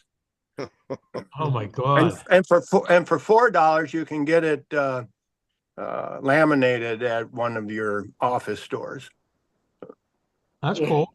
Yeah, I had fun. Mama T, I misunderstood you. I thought you said I'm not a big smoker. And that's why I was gonna say. You know, I had a roommate at the time. We had a place in Van Nuys, and we got through the whole pandemic without getting sick, without having any problems, Yeah. because we just made sure. I went out every day. I just had to get out of the house. So I would go to the 99-cent store and walk around, and that was glorious. There was nobody in there. And I really miss the 99-cent store, man. The best produce. You could get the best produce, best prices. You could get eggs. You could get Oh, yeah. everything was cheap, and it was right there. And now we're stuck with the conglomerates. Now it's $99. Yeah, the $99 store. Yeah. Yes, right. Soko Joe. Hi, Soko Joe. Oh Oh, man. Soka watching? Yeah. Yeah. Hey, if you'd like to find out how to get one of these neat cups, Yeah. email me at Still in Ohio, thefullgator.com. in Ohio, Gator at there's a lot Yahoo. of people wearing masks while they're driving their cars by themselves, and they come in for cigarettes at right where I hang out, and everyone wears. There's a lot of people wearing masks still. I'm like, do you know the pandemic is over? I mean, come on, give me a break. The only time Those are the only time I put a mask on is if I have a cold and I'm coughing and I need to go to the market. That worked. Wear it, because now if you cough, people flip out, man. Oh yeah. They lose their minds. I was in a club doing a comedy show, and I was off stage, and I was at the bar, and I coughed, and a woman sitting at the bar went, "You coughed. You're 3 feet away from me." I said, "Yes, I'm sorry. I couldn't help it. It came on, and I could. Oh, you could, and it's like, lady, I'm sure you've done worse and had worse in your mouth. There's nothing I can do about it. All right, it's a human thing. Go back to your cocktail or whatever that, and but that's Great way to get to the front of the stage, though. I mean, you come in the That's right. concert. Right. The No, like crowd party, senior you walk right exes. to the front. Yeah. well, there's another way to. There was a comedian on once that I didn't like. He's a dick, and he's up there, and he's not doing that well. So from the back of the room, all the way to the back of the room, I started doing this.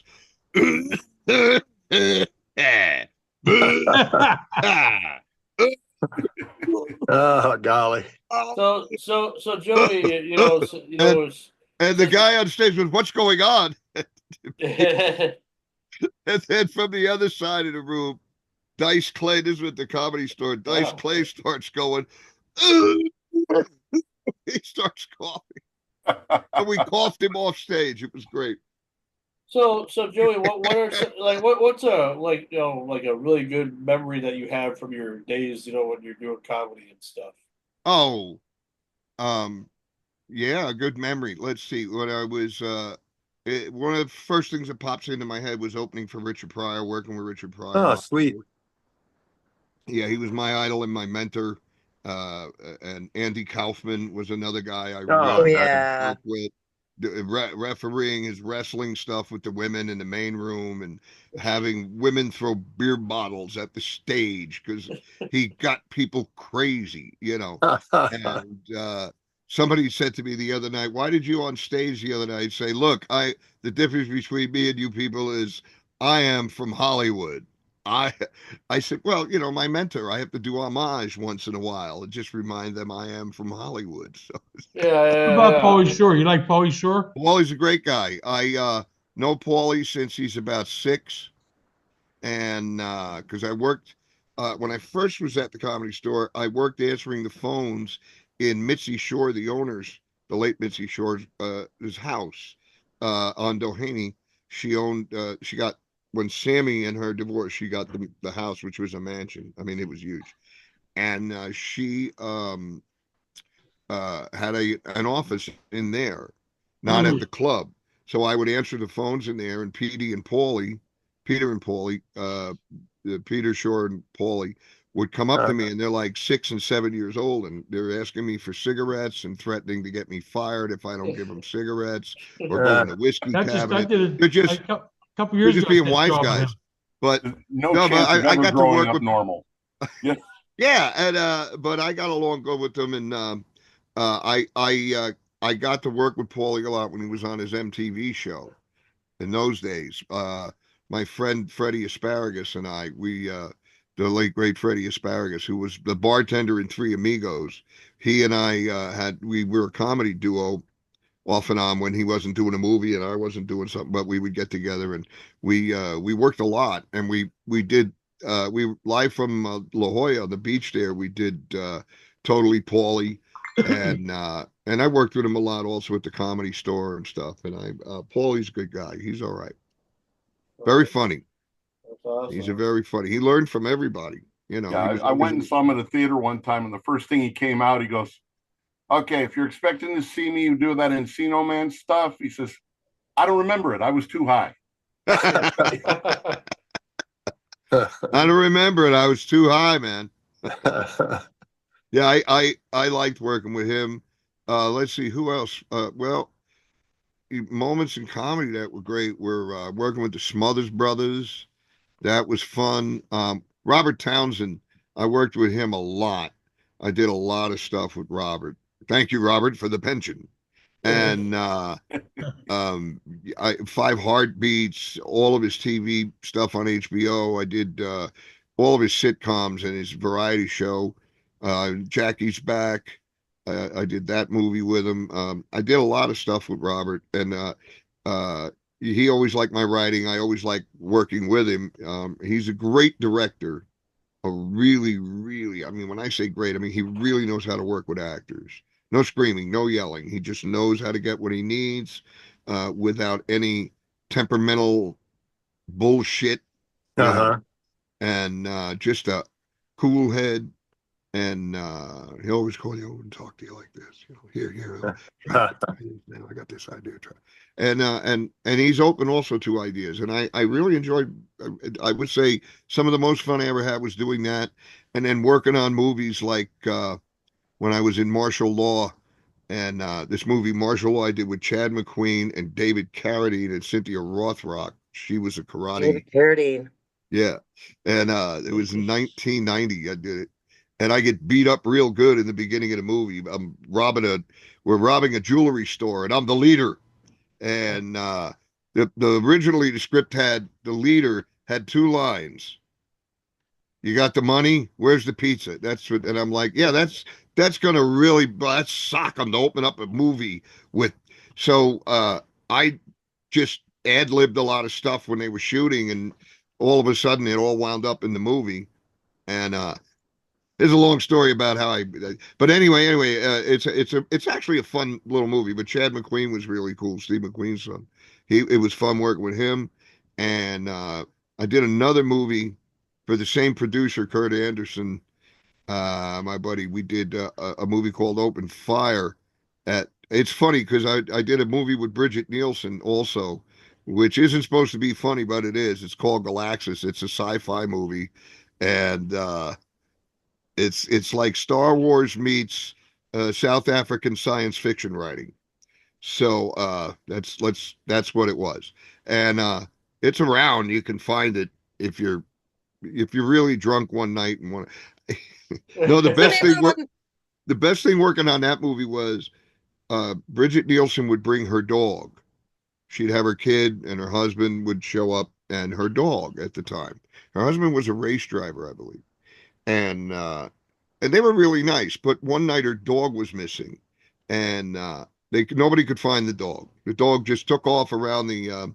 We were up in Sun Valley shooting at the old DWP power plant, which they used for movies and stuff for years and years. And nobody knew where the dog was. And I grew up with dogs, and I said, "Well, if you don't know where the dog is, where was the dinner where we had dinner, where they had the truck and everything with the food, the catering?"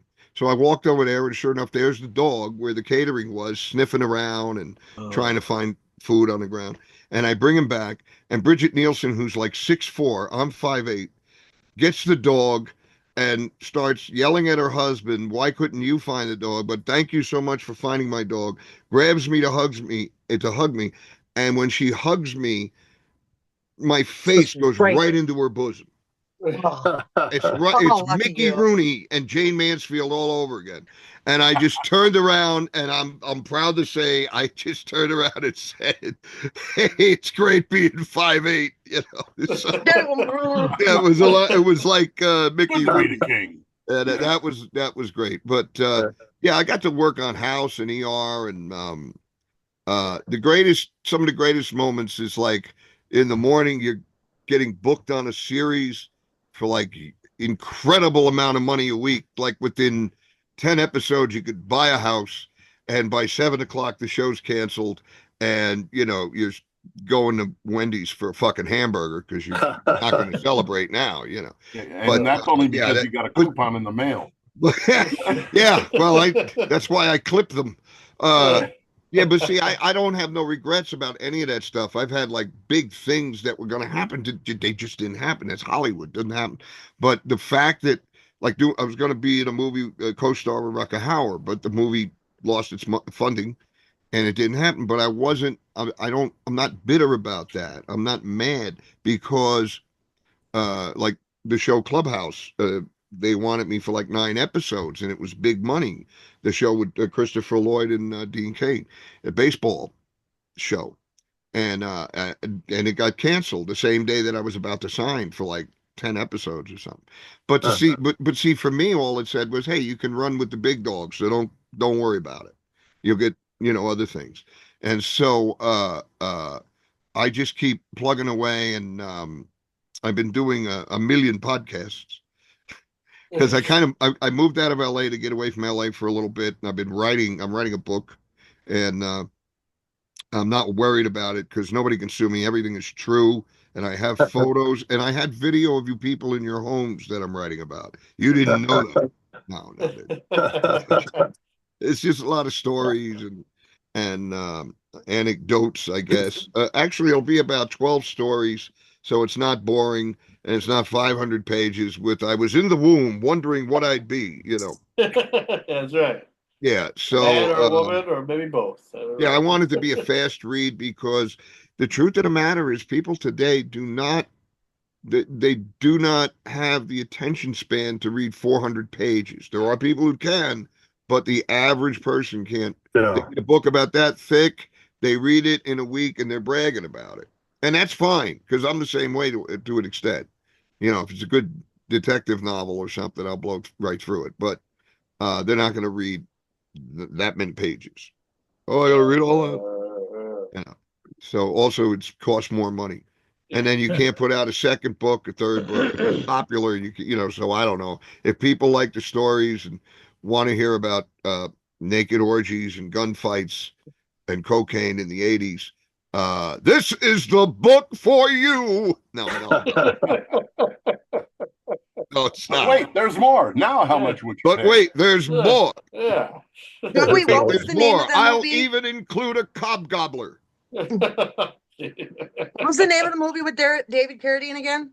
That's martial law. Martial law. MARTIAL, martial law, and also with you can watch that on Amazon. I think it's on there. You can watch it for free. It's in their movies, and but click on it because I get a nickel or something every time. So Well, Joe, Send some pennies. So that next 25 cents you see, you'll know it was us. well, yes, I will. I'll figure that out in a second. Yeah, it's funny. If I do get a residual for 25 cents, I actually clear 17. Yeah. Yeah. Fine with me. I don't care. It's Musicians. all the money gets funneled through Chicago anyway. Hey, what did I say? No. Well, Joey, we appreciate having you on, man. I tell you, it's just been a lot of fun. Steven was right. You are a comic Trying to get a gold. little more light on me. Thank you. I really had fun talking to you guys. It was great. I'd love to come back sometime and get a word in edgewise. Yeah, I'm sorry. I just never shuts up. This guy. He just, hey, No, we loved it. It was good. It wasn't boring. You guys are great. No, I really had a good time. And Thank thanks you. for having me on. Yeah, come back when you can't stay. Yeah. Yes, That's and it. look, it's a shame I don't have my my other shirt. Anyway, by the way, but just watch out for my new podcast, The Smoking Bongo, where we'll talk about wrestling and everything.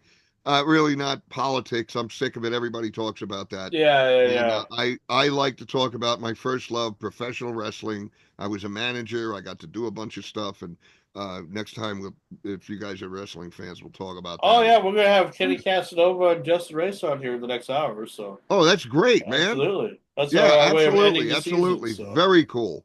Very cool. You picked a good time to be on because this is our season 3 finale. So we're taking a break. So we're going to be coming back on next month in January for season 4. So yeah. Well, great. Guys like you and Bill Maher need that break because I know when you're. Yeah. Enjoy Hawaii. Oh yeah. Minnesota, Hawaii. Well, enjoy the Hawaiian is more what I mean. Well, I'll drink some pineapple juice later on. So the only Hawaiian he's going to enjoy is a pizza. I when I say enjoy the Hawaiian, I mean the strain. But anyway, I don't want to strain my back if you know what I mean. Very, very quickly, help! We can't get out of Czechoslovakia. Help! Okay. And, all right, you guys. Thank you so much. Hey, I really appreciate it. Peace out. Happy Thanksgiving. Happy holidays. God bless. I want to come back next year. Yes. Take care. And I'll see the DJ man Christmas when you come down and bring me some stuff. Ho, ho, ho. Merry Christmas. There you go, man. That's great. That's great. God bless. Take care, guys. You too, Bye-bye. man. You too. Bye-bye. Bye-bye. We'll let Joey get out. You know how to... Okay, yeah, he knows how to do that. All right. Yeah, what do you guys think? Joey Gaynor. I mean... Yeah, that was fun. Little bit more excitement. It was funny. Yeah, well, we'll probably get him come back again because if they want to come back, I ain't against it. I mean, a lot of people have a lot of stories to tell. And it's interesting, very, very interesting. Well, I have one segment here before we get to our last guest for the second hour that I want to share with you. Hey, I thought of something when you guys were talking about deer hunting. Oh yeah, have you heard that recording of Joe making the 911 call about the deer? No.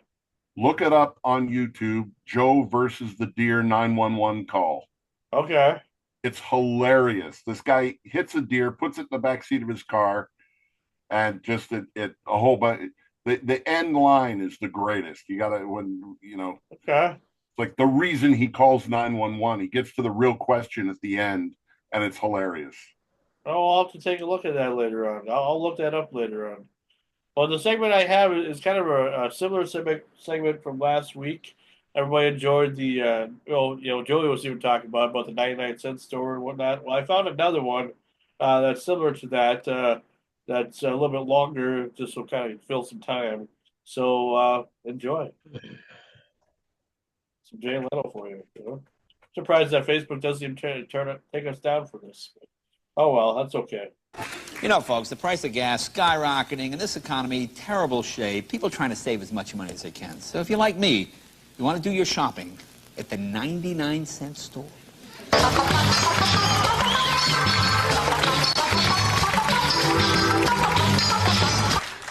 What the hell kind of music was that? Don't look at me. I didn't know what that was. Now, these are real things.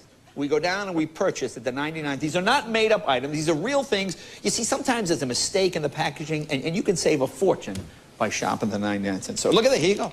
Look at this. Here's the Super Kitchen playset made in China. It has everything a little child needs to play in the kitchen. Pots, pans, and just like Mom, look, 5 bottles of liquor. Look, see those bottles of liquor there? A giant carrot. Now, this looks like, I guess, at Christmas time and cooking a turkey baster. Last week, I guess. It's a compilation. Perini turkey. I like what it says here. Look. Can you read it? For everyday pleasure. Not Mama T, you don't even want to do that. For your everyday pleasure. I'm going to baste your brains out, baby. Okay. That's coming from Santa Claus. You got kids, they go to school, they make mistakes. You need these erasers in, look, assorted colors. Admittedly, you have to have a fine eye. 99 cents. Got this at the 99-cent store. It's the 6M sink and brain cleaner. Exactly.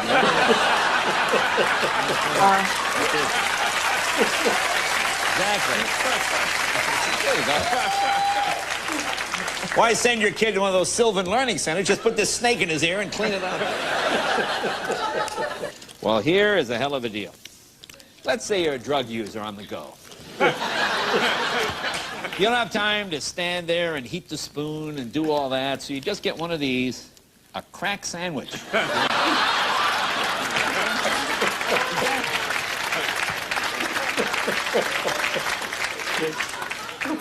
I didn't know what was that, Japan? Oh, China, I guess. I didn't even know what this is. All I know is it's called the Advanced Bowel Mat. What that means. Just the regular bowel mat seems better. Here's another item from China. Teddy tanks. Let's say your little son or daughter has a teddy bear they love more than anything, and they want to dress the teddy bear up. Some teddy bear clothes. I don't know if the little message is appropriate. Sand, sun, and sex. There you go. This is the mouse keychain. I guess this is supposed to be modeled after our governor. You see, no, you see it's got a barbell and a cigar, and it talks. Let me show you how this works. Let's see what it says. This, again, 99 cents for this.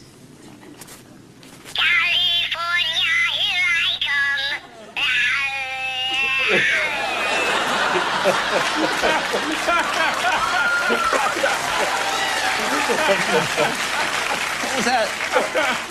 Wow. Behold, my big, beautiful, bulging biceps. Is that supposed to be Arnold as a mouse? Hang on. I'll be back. Oh, that's not bad. That's cool. That's a cool one. 99 cents. I'm going to save that one for later. Well, this one made me laugh. This is not bad for 99 cents. It's the Superhero Returns action set. Now, apparently, they didn't want to pay the license agreement to use the name Superman, you see. So it's just superhero, generic superhero returns. But it looks like Superman from the movie. And if you don't know the story of Superman, well, here, it's explained on the back. Here, read along with me. The Superman is in several years. The trial returned to hometowns and did not succeed.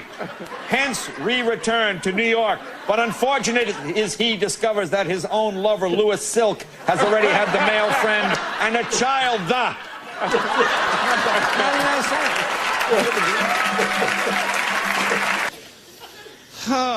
If you're a fisherman or there's a fisherman in your family, you might want to get them this. It's designed specifically for trout, just a bed. It's the spineless Wonder Boner.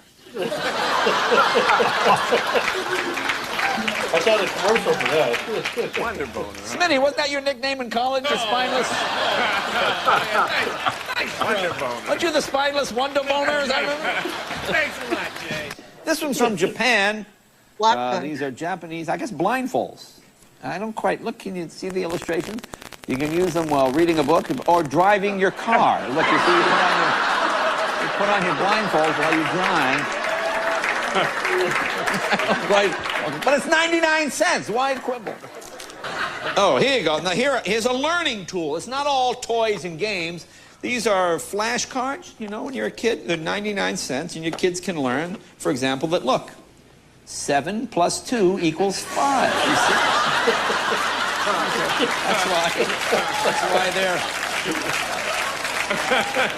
That's why they're 99 cents.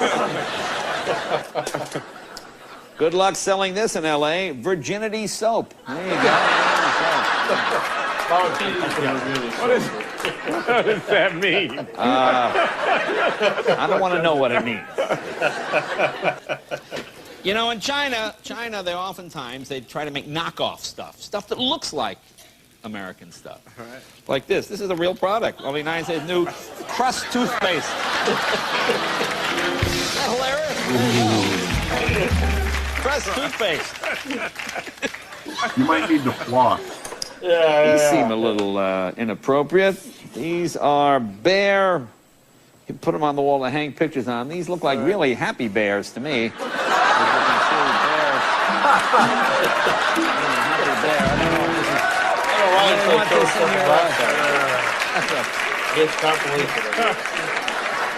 They want that in your kid's room?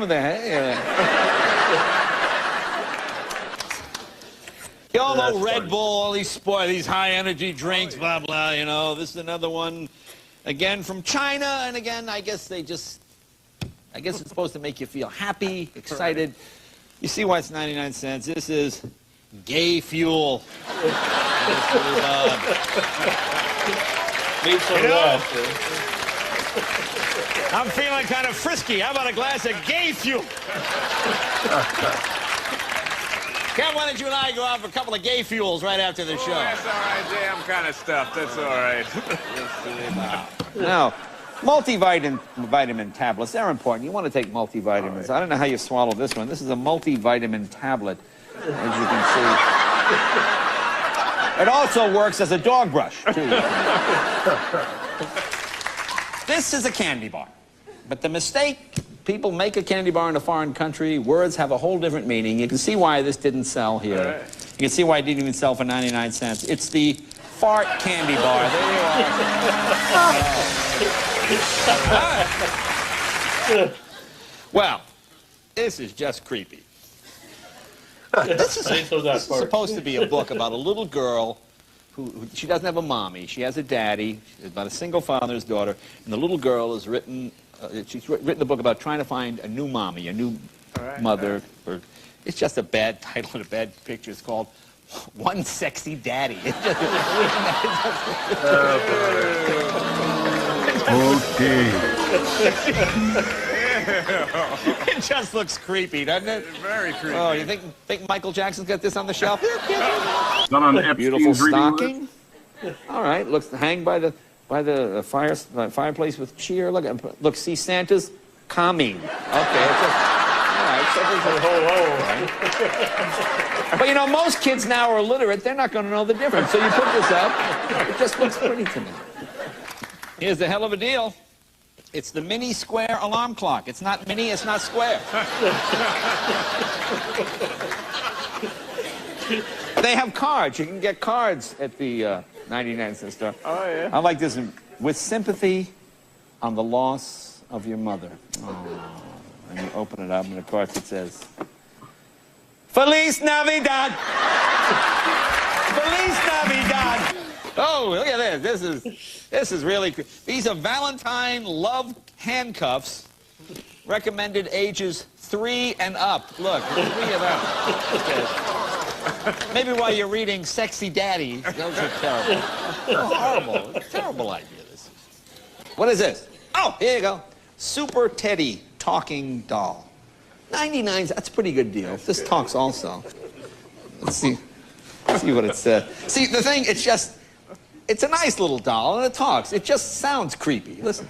I love to be tickled.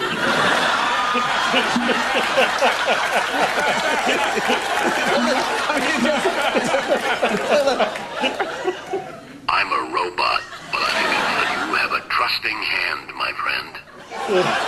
You have a trusting hand, my friend. Get that thing out of here. Wow. What is this? This is a 3-piece holiday ensemble. It comes with a pot holder, a towel, and a napkin. Again, I don't see. Somehow, the 2 dogs fornicating doesn't. It's not really. Why no one hit you? I like the guide dog. Not quite sure why you would. Go to Grandma's house. She puts this out. They're lovely.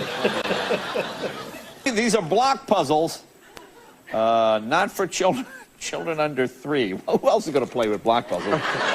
Well, look, some of the things on there. Can you see? Look, there you go. Look, there's a radish. Show the radish. See, there's a radish.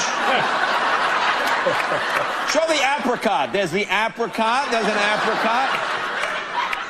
And a hippocampal, whatever that is. And of course, when you're a kid, what's more important? Oh, and it's for nabs. Nabs. And of course, my favorite, B for beer, right? 99 cents. Look at that.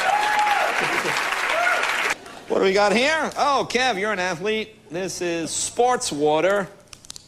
See, the name probably turns people off. It's Speedo sports water. Apparently, what they do is they get the old Speedos and they wring them out.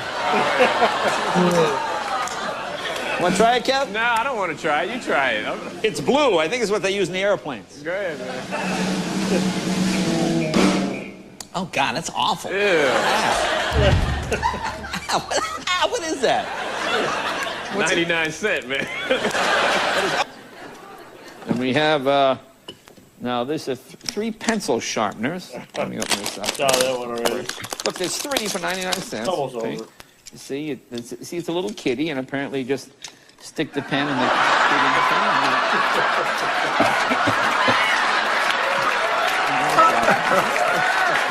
That's funny. I think that when you want your Christmas list. Your child will grow up to be some sort of.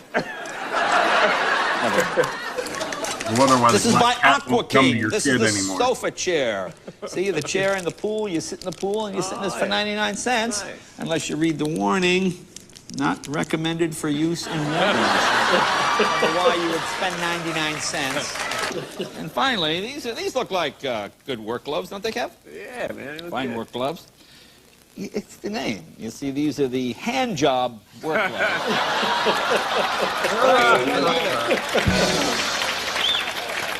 Look at their slogan. Look at their slogan. Better than nothing. Let me tell you something.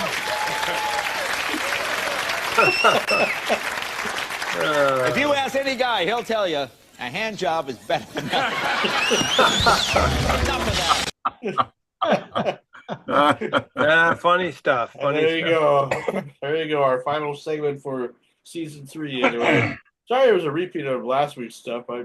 I found the video last minute, but I figured I gotta entertain us with something anyway. But I think next season, The good old days. Next season we'll start doing more interactive games and stuff, like actual the fun stuff that we were trying to do anyway. Oh, there's the dogs barking. Yeah. Everybody's getting home from the store, and the dogs want everyone to know that they know someone's here. Oh, geez. Actually, it's John's dogs, so that's all right. Yeah. The Santa's good dogs this time, or his reindeer or whatever.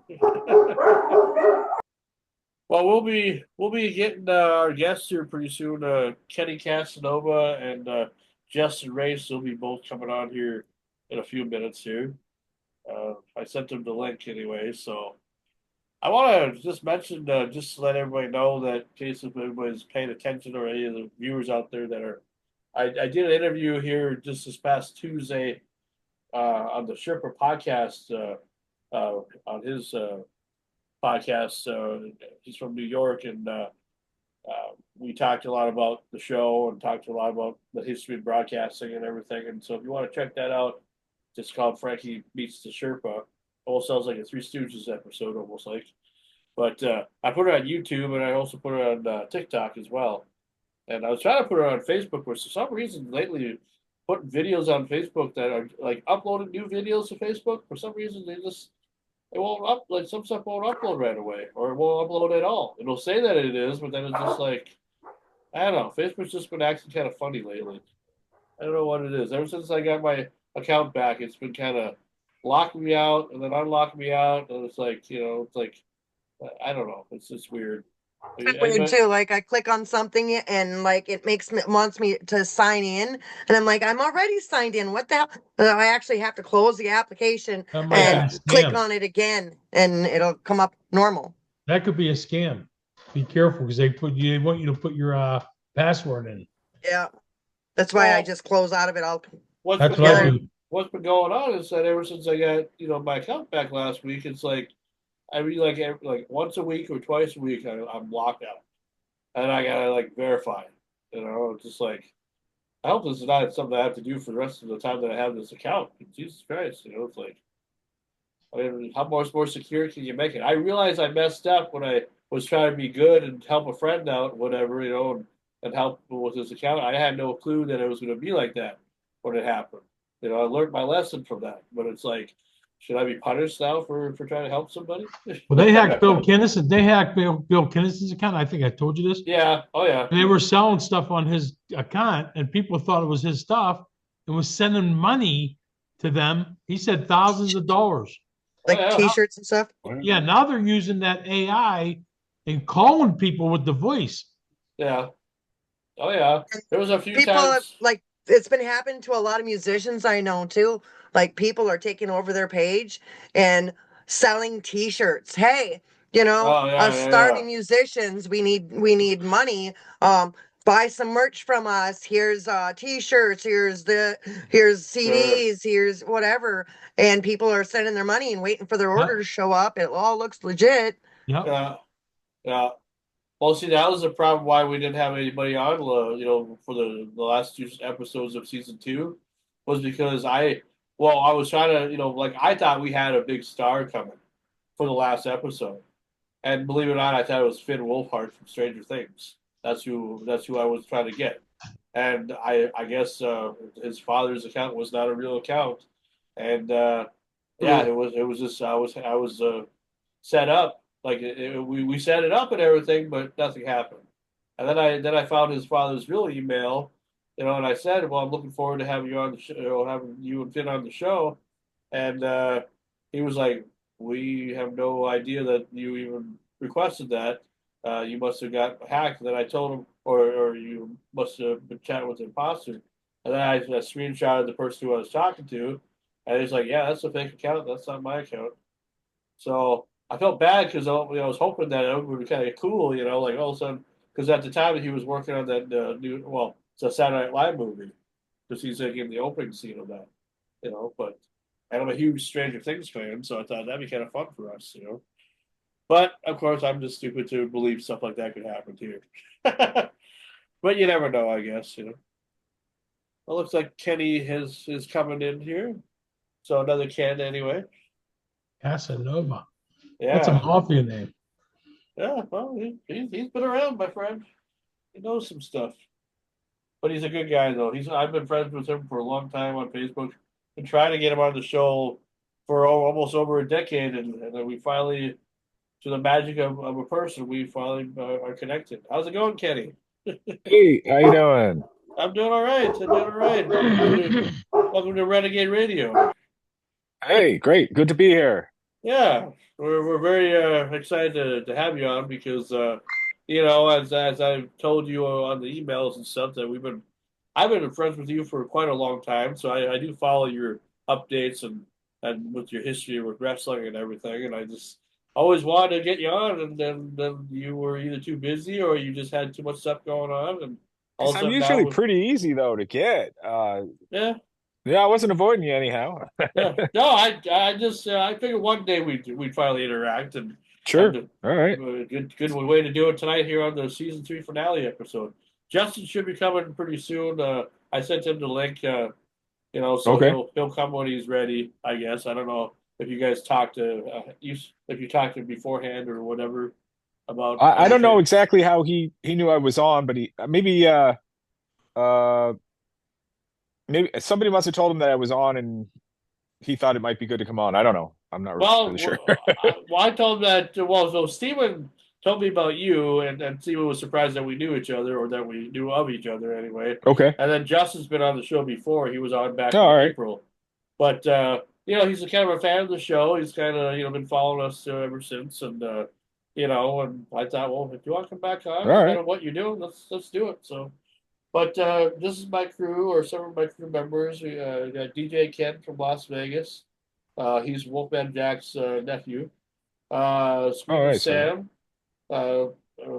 Screaming Sam did a Sam Kinison tribute years ago. Mama T, she's friends with me. She lives in my area. And Okay. Antique Man, he's from Texas. Well, he lives in Texas, but he's from like my area too, originally. Another Cool. podcast, an Antique Man is actually a musician. That's right. That's right. Well, I'm a singer. There's a big difference. And Kenny, True. and I tell you, man, your body of work speaks for itself. I mean, like I said, been following you for a long time, and I think when I first friended you, you were doing stuff with Kamala. You were writing a Right, book. right. That was my first one. Well, my first wrestling one. Yeah. Okay. Yeah. Okay. Yeah.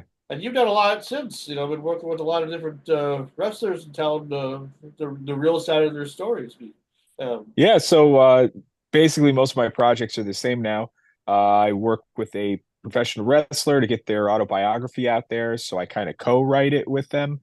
I do all the research and I get the stories onto paper. And usually one of my, I don't know, one of my accoutrements. I don't know what's the word I'm thinking of. One of my Well, your buddies. one of my skills, I guess. I don't know what the word is I'm looking for right now. Oh, that's fine. Is to make the story fun or funny. Find the fun and stuff when I can. To bring out the voice of the wrestlers. That's kind of the style that I shoot for, a lot of dialogue and a lot of fun moments and entertainment when I can with creating the stories, and retelling their lives and careers and all that. So Sure. Well, no, it's good because every wrestler. That's one of the things that I always loved about why I got into interviewing in the first place. The first guy I ever had a chance to interview was Greg the Hammer Valentine, and that was Nice. because he was in my area doing a house show or doing like a thing at the casino, and we chatted for an hour. Of course, I was nervous as hell because I'd never done this stuff before, so I didn't know what to expect. But it was a good interview, and it's just I feel like wrestlers really have the best stories. When it comes to just their life experiences, no matter who they are, I don't care if you're a jobber or a main eventer or whatever. All the wrestlers just have the best stories. Would you guys agree upon that about when it comes to that sort of thing? Reed, It's between them and comedians. Yeah. Oh, yeah. no, no, Yeah. no, no. Wait now. How about musicians? Musicians have some Oh, of really good course. stories. But I'm talking just when it comes to like wrestling itself. Like if we're just talking wrestling in general, because I've been a fan for a long time. I mean a very long time. Like going to like WCW and like the Clash of Champions and all that stuff. Now I didn't watch a whole lot of NWA or AWA or any of that stuff because I was a little kid. When I first started watching, like I think WrestleMania 6 was my first actual introduction to wrestling. But I learned as I went along. So there's a lot of stuff I still don't know about. But I'm a fan though. I'm a huge fan because I feel like I know a lot about what we're talking about anyway, even if I don't. I like the Take Christmas out. decoration. Oh yeah, we got a real life Santa Claus here, DJ Kent. He's actually you're going to be doing his Santa Can you all Claus hear stuff here me? pretty soon. Yeah. We can hear you. Merry Can you hear us? Christmas. Oh, yeah. Yeah, dude, it's Santa Claus there. I like the Christmas decorations. How y'all doing? Oh, we're Yeah, doing How are good. you? Good. Welcome Oh, back. Very well. Have you been a good Oh, little thank boy? you. Would you like? Kind of. Well, I that's ain't good. asking Mama T. I know the answer. If you asking Mama T, would you like me to stuff your stocking? No, I'm just anyway. No, we're happy to have you back on, Justin, because I don't know a whole like how much you've been following or paying attention with our show, but I know I do see that you give us a liker here and there, so I'm assuming that you're watching the episodes or Yeah, I whatever. watch as many as I can. I appreciate that. I appreciate it. Have you learned a Yeah. lot about us that we're a bunch of crazy bunch of people? Yeah, I learned that. Yeah. I figured that one out when I was on the first time. Oh, crazy boys. Well, that's cool. I mean, I'm glad that you guys can be on the season 3 finale because we're not over. We're just going to take a little bit of a break and then come back in January and for season 4 and continue doing this show. It's been a lot of fun hosting and being a part So of is it. it a holiday break or are you hiding from the law? Hide from the law. Oh, okay, that's Yeah. I can neither confirm nor deny these reports.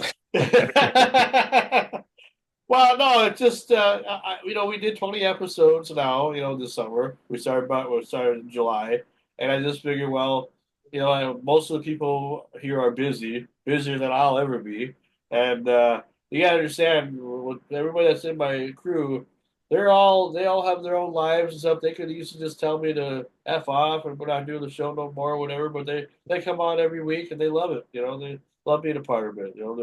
Because you never know what we're going to do, and you never know what type of guests we're going to have, and it just. And as long as he's got all our film negatives in his safe, we have to show up. Exactly. He's got dirt on all of us. He does. Uh-oh. Well, especially you.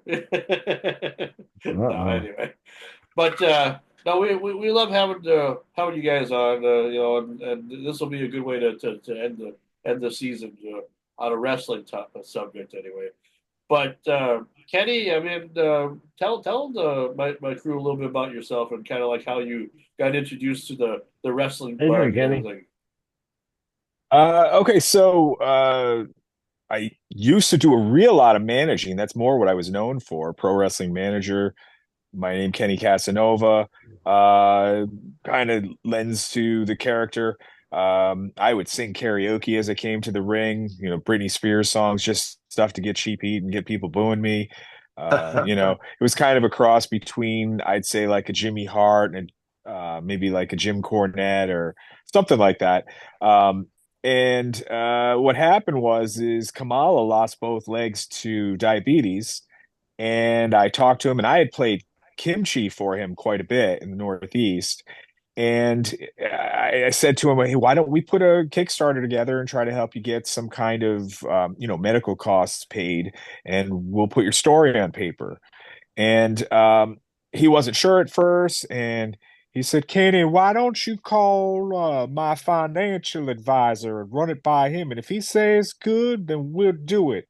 And he's from Mississippi. His name's James Harris, and he has that kind of like Mississippi voice and all. And I said, "Sure, okay, give me his number." And little behold, I was calling Coco Beware. So call up Coco, and Coco's like, "Yeah, you got to do it, brother. You got to do, but you got to take care of him. You want to make sure you really are doing a real Kickstarter for him if you are, because he's been screwed over by all kinds of people." So I just said, "Hey, whatever we make, we'll put the book out there, and it'll be your fundraiser." And we did really well with it. I mean, we made somewhere in the area of $150,000 for him. And it super helped him out, paid a ton of bills that he had. He had tons of bills because he couldn't work for a while. And anyhow, it just started snowballing after that. People liked my books. They liked the way that I made things fun. And I did Beefcakes and Vader and Sabu's and Ken Patera and Earl Hebner and Danny Davis and Just Incredible and TNA's ODB. So I've done a bunch of them now. And it looks like soon I'll be doing Rikishi's, I believe, next. Oh So, wow. Well, yeah. hey, I mean, especially around the good time with the bloodline story you're like going on. Holy moly. Yeah, You that's know? the hope, right? Yeah. I So, didn't think that would be I didn't think that'd go over, but you realize how the impact of how big the Samoan. I mean, obviously Harley, your dad Harley Justin made a big impact as well, but like the Samoans, I mean, Dynasty and whatever, I mean, they've been around a long time too. I mean, holy sure. moly. They just keep going, it seems, right? And I'm excited to do that book because I'll be able to do a lot of cultural stuff and try to, explain some things to people that, they might not know about it, which was fun when I did I've been there. Campatera's, because Campatera's had I've a been big there many Olympian times with my section. dad when he'd Oh, wrestle Peter Maravilla. Hmm. okay. Very, very beautiful place. Wow. No, that's great. Know that you guys are doing that type of stuff because, like I say, there's so many. There's a lot of wrestlers that people don't even talk about anymore. That that I feel like have gotten lost in time. That should have a book or a movie written about them. And I feel like one of them was Mean Gene Okerlund. Because that Oh, guy, I sure. tell you what, I had him on the show a couple times many years ago when I was in South Dakota, and he was so wholesome and so cordial. I was so sad when he passed away. Mm. I mean, it's like losing their best friend, almost like. I mean, do you have Mm. a lot of? I mean, did you? I'm sure you met you had a chance to talk to him a bunch when he was alive. I'm sure. I went to Hooters with him a couple of times. So he wasn't as wholesome as you think. Yes, I know he was a horny old man, but I mean, that's kind of his side character thing. But it's like, but honestly, a guy like that, he come from Minneapolis or South Dakota and everything, and I'm just like, this guy just, is a legend among legends, and it just seemed like he just knew what he was doing. And that's just one of the many. I mean, how many stories can you tell about Owen Hart, that hasn't been told yet, or whatever. And of course, Don't even mess with though, my dad's chili.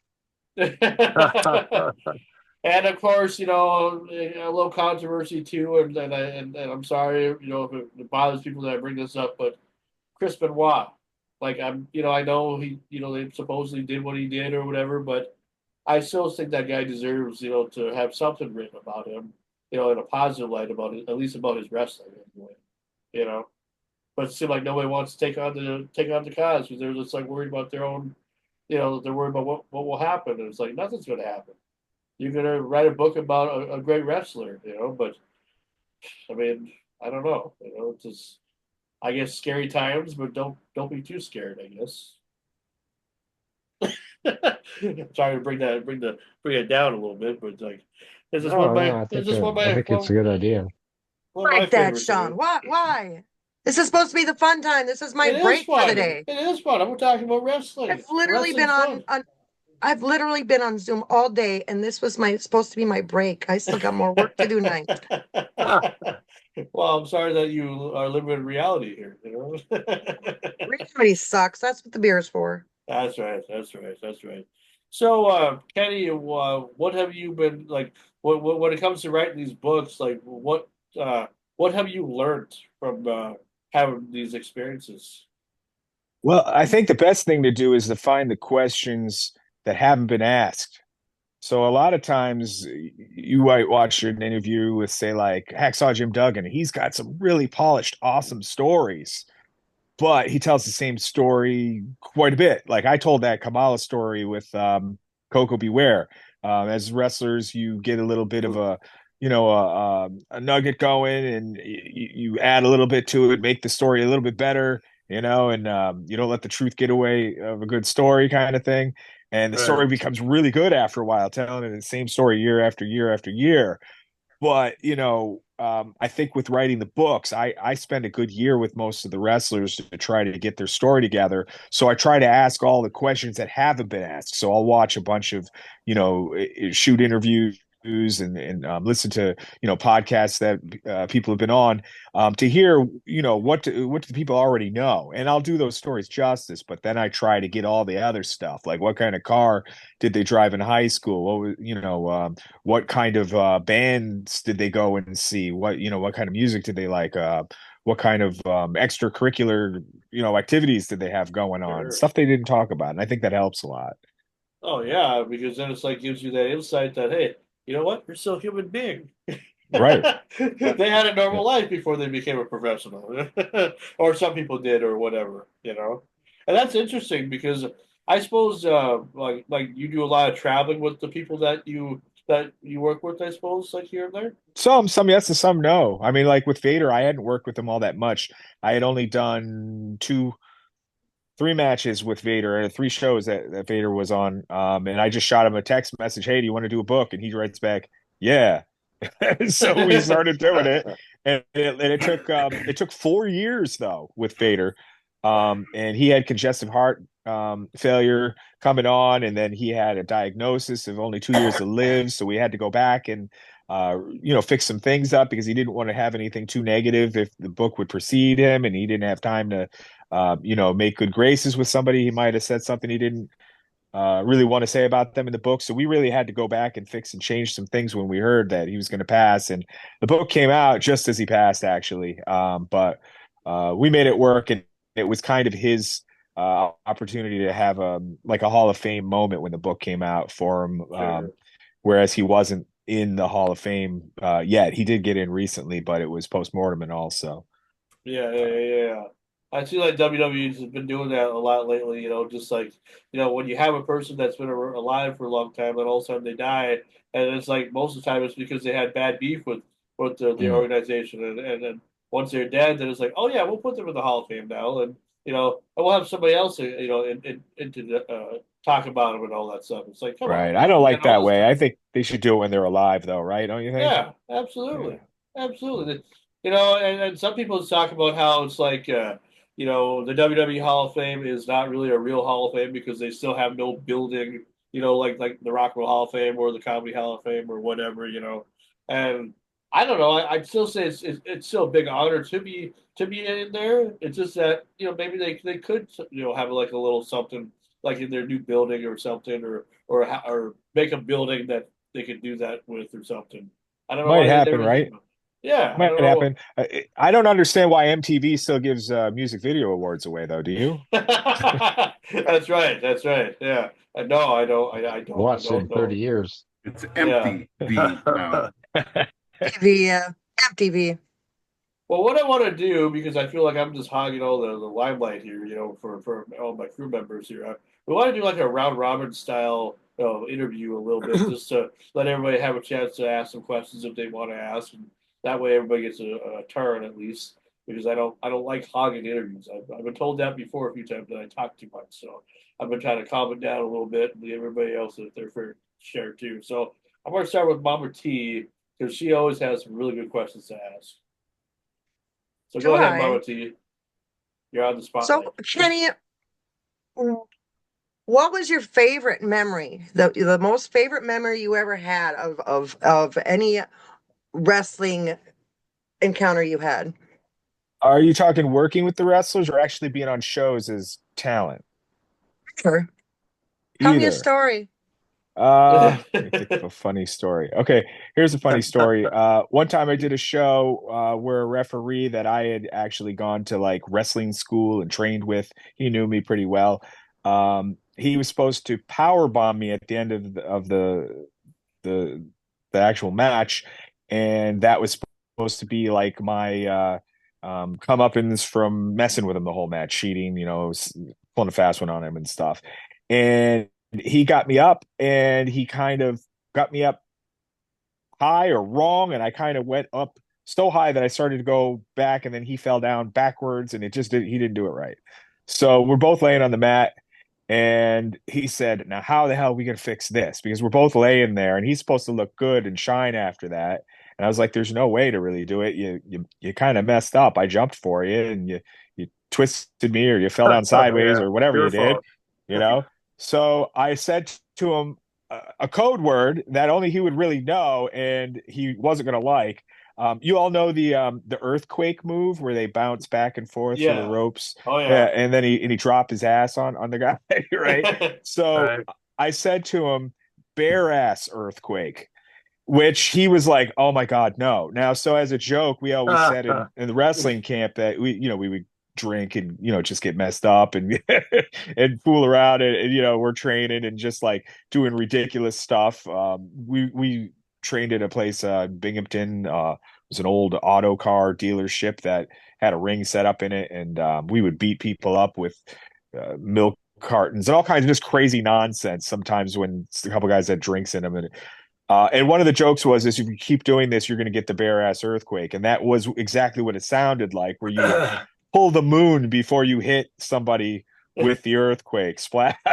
And so, anyhow, lo and behold, I hit both ropes, and I quick dropped the moon and hit him with the bare ass earthquake. And we went the other route, and he sold it like, "Oh my God, my ref shirt smells. This is disgusting." Oh, yeah. And the heel got over on him, which is usually against what I did. I always was like the coward chicken shit heel, where you make yourself look bad in the end to make the baby face look good. But I didn't do that night because he messed up, and it got over. It got a huge pop, and we left there, and there's a video out there with half my ass crack kind of sticking out. So apologize for anybody who might have that on VHS still. Because there's still a video out there of little Bobby's ass crack on this show, and I still haven't been able to find it. Wow. And you never will. No, I'm just kidding. Yeah, he had to get that crack in there. That's right. That's right. Well, it's a memorable crack now since he passed away, but well, we'll let Ken, DJ Ken, ask the next question. Santa Claus. I don't know. Yeah. Never really had too many questions about wrestling. It was just fun to watch. Well, that's fine. There's some choreography going on, but people got to be trained. They got to know what they're doing, or else you get hurt. That was the thing. People are always, it's all fake. No, you can get your ass whooped. Yeah, you don't pay attention, you can get hurt.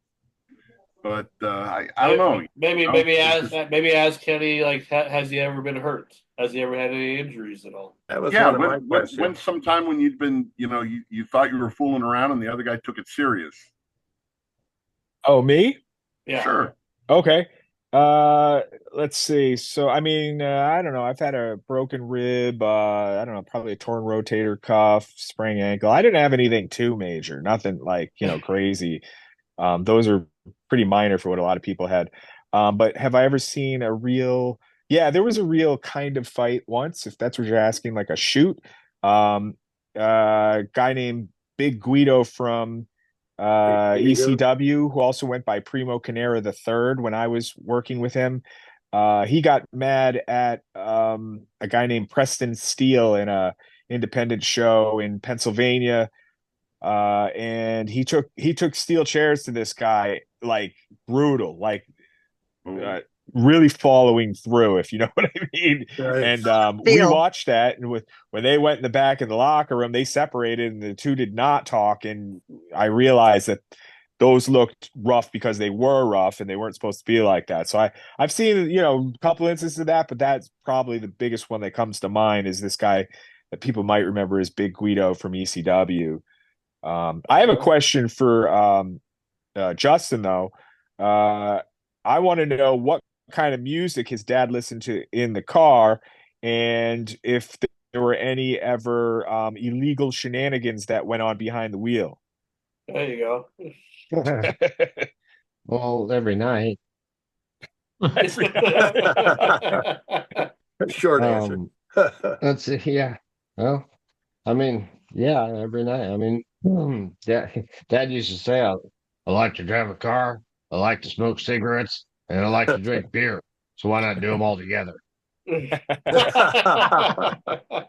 Because I'll tell you, Vader told me some stuff in the story. Because for people don't may not remember, Harley Race managed Vader, and he talked about doing something to the car so it would go faster than, I think they called it the register. Now I don't even know how this works exactly, but if your car shows that it goes 100 miles per hour and then it kind of stops or it won't go up after a certain amount, they would do something to the register. Spinner. I don't know if this is Vader or Harley, but make it so it could go 150, 160, and they would just drive nuts. So, not that I remember. I mean, we had several cars that went way over 150. As far as music though, I'll cover that first. Dad listened to Charlie Pride, Waylon, Willie and Waylon. Sure. And that was pretty much it. The 8-track of Charlie Pride. It was either in the Cadillac or in the boat, in our boat. Yeah, 8-track in there too. And it's over and over and over. And I can still sing all those songs, and I was 4 when I heard them. But they were great. I mean, when you really listen to him, Charlie Pride was really quite a masterful. The lyrics to his song were really beautiful. And then Willie and Waylon, of course, met both of them too. Willie, and I never got a chance to meet Charlie Pride. I think Dad did. But yeah, that's who we listened to. He really liked the country music. That's cool. Yeah, well, and kind of like it didn't matter whose car it was, Dad was driving, and that's what we were going to listen to, and no one said anything whether they liked it or not. Is it true you had to like turn the beer so he could drink it, open it, turn the beer a certain way, and hand it to him while he was driving, so he didn't have to look down at it? Guys, he was like that with the guys, but when it was just him and I riding in the car, well, yeah. I was a 6, 7, 8-year-old, whatever, 5 years old. I was the salami slicer, the cheese cutter, and the bartender. And as long as I had one to him, by the time he threw the other one out the window, then he was happy. But yeah, the guy he was pretty hard on the guys in the back seat when there were guys with us. They had that as soon as he had the last sip of one, he wanted to hear the crack of another. Right. And it better be quick. Flashlight, right. And then hand it to him with the so it's facing to him. What was his drink of choice? Pull tabs too. There was also pull tabs too back then. So right. they had to get rid of the pull tab too. Well, what beer did he drink? Yellow with foam. I mean, back in the day, he liked Bush Light later in life, but in the day, he drank Coors a lot. Coors Light. I mean, this is a long time ago. This is the 70s. I think Coors Light had just come out. There weren't many light beers out. But he drank Coors. But that's, that was a lot of the time that I got to spend with my father, just he and I. I mean, we traveled together. My mom and I traveled with him a lot. And, from 73 to, or 74, whatever, somewhere when I was old enough to actually travel and be able to take care of myself a little bit, my mom would have to carry me and stuff. Until the mid 80s when I was in high school, um, we traveled a lot with him. And so at night after he'd finished, we'd drive to the next town, and my mom would go in the back in the van and sleep. And Dad and I'd sit up front, and that's when we got a chance to talk, father son type stuff. I don't know. And that's when I was the bartender, this cheese slicer, and the salami man. Oh, So do you want wow. to tell him the name of the book idea that you're thinking of, and Oh, maybe yeah, that's my book. Yeah. My mom might swing in here in a little while. I don't know. I haven't heard her. My book is called Don't Tell Your Mother.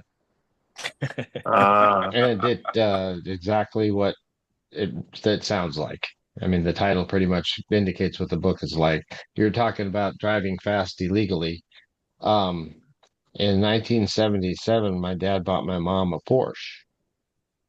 And, back then they didn't have manufacturers all over the world. You bought it in Germany, they made it, and they shipped it to you here.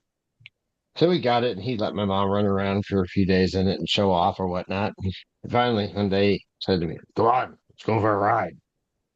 I said, "All right."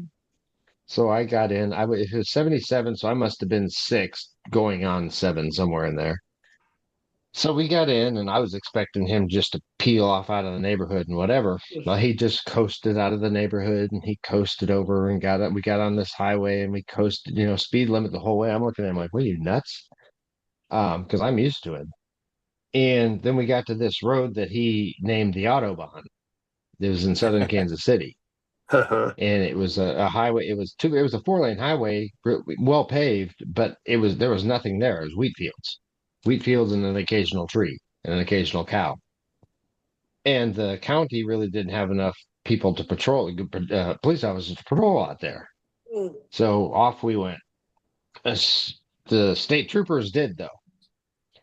So when you pass a cop going that fast, I mean, what are you going to do? So we went on by him, and this was right about the time Smokey and the Bandit was released. And so, so up ahead, you see the cop cars nose to nose across the freeway. Oh boy! And all the cops behind the car pointing their guns pointed over the top. Some of them had their shotguns out, pointed over the top of the cars, pointed at us. So of course we got to slow down, and we stopped. And it reminds me of "you some bitch." The cop saying that to my father, "You some bitch," Jackie Gleason. So anyway, so the police come out from behind, around behind the car, and they come up toward us, kind of in a half circle up, had their hand on their gun belt. And one of them broke away, and he walked up and he came to the side of the car, and he looked down on the car. Hey, he looks up and shakes his head. He said, "Mr. Race, do you have any idea how fast you were going?" And Dad said, "Well, the speedometer was pegged at 150. And the police officer said, and granted, he's got a 6-year-old in the car too.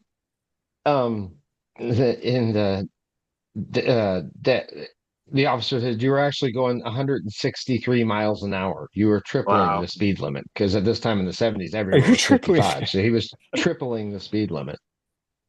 And Dad said, "Well, it's a new car, I'm trying to break it in." And of course, the officer said, "Well, sir, now that it's broke in, the speed limit is 55, around there, please.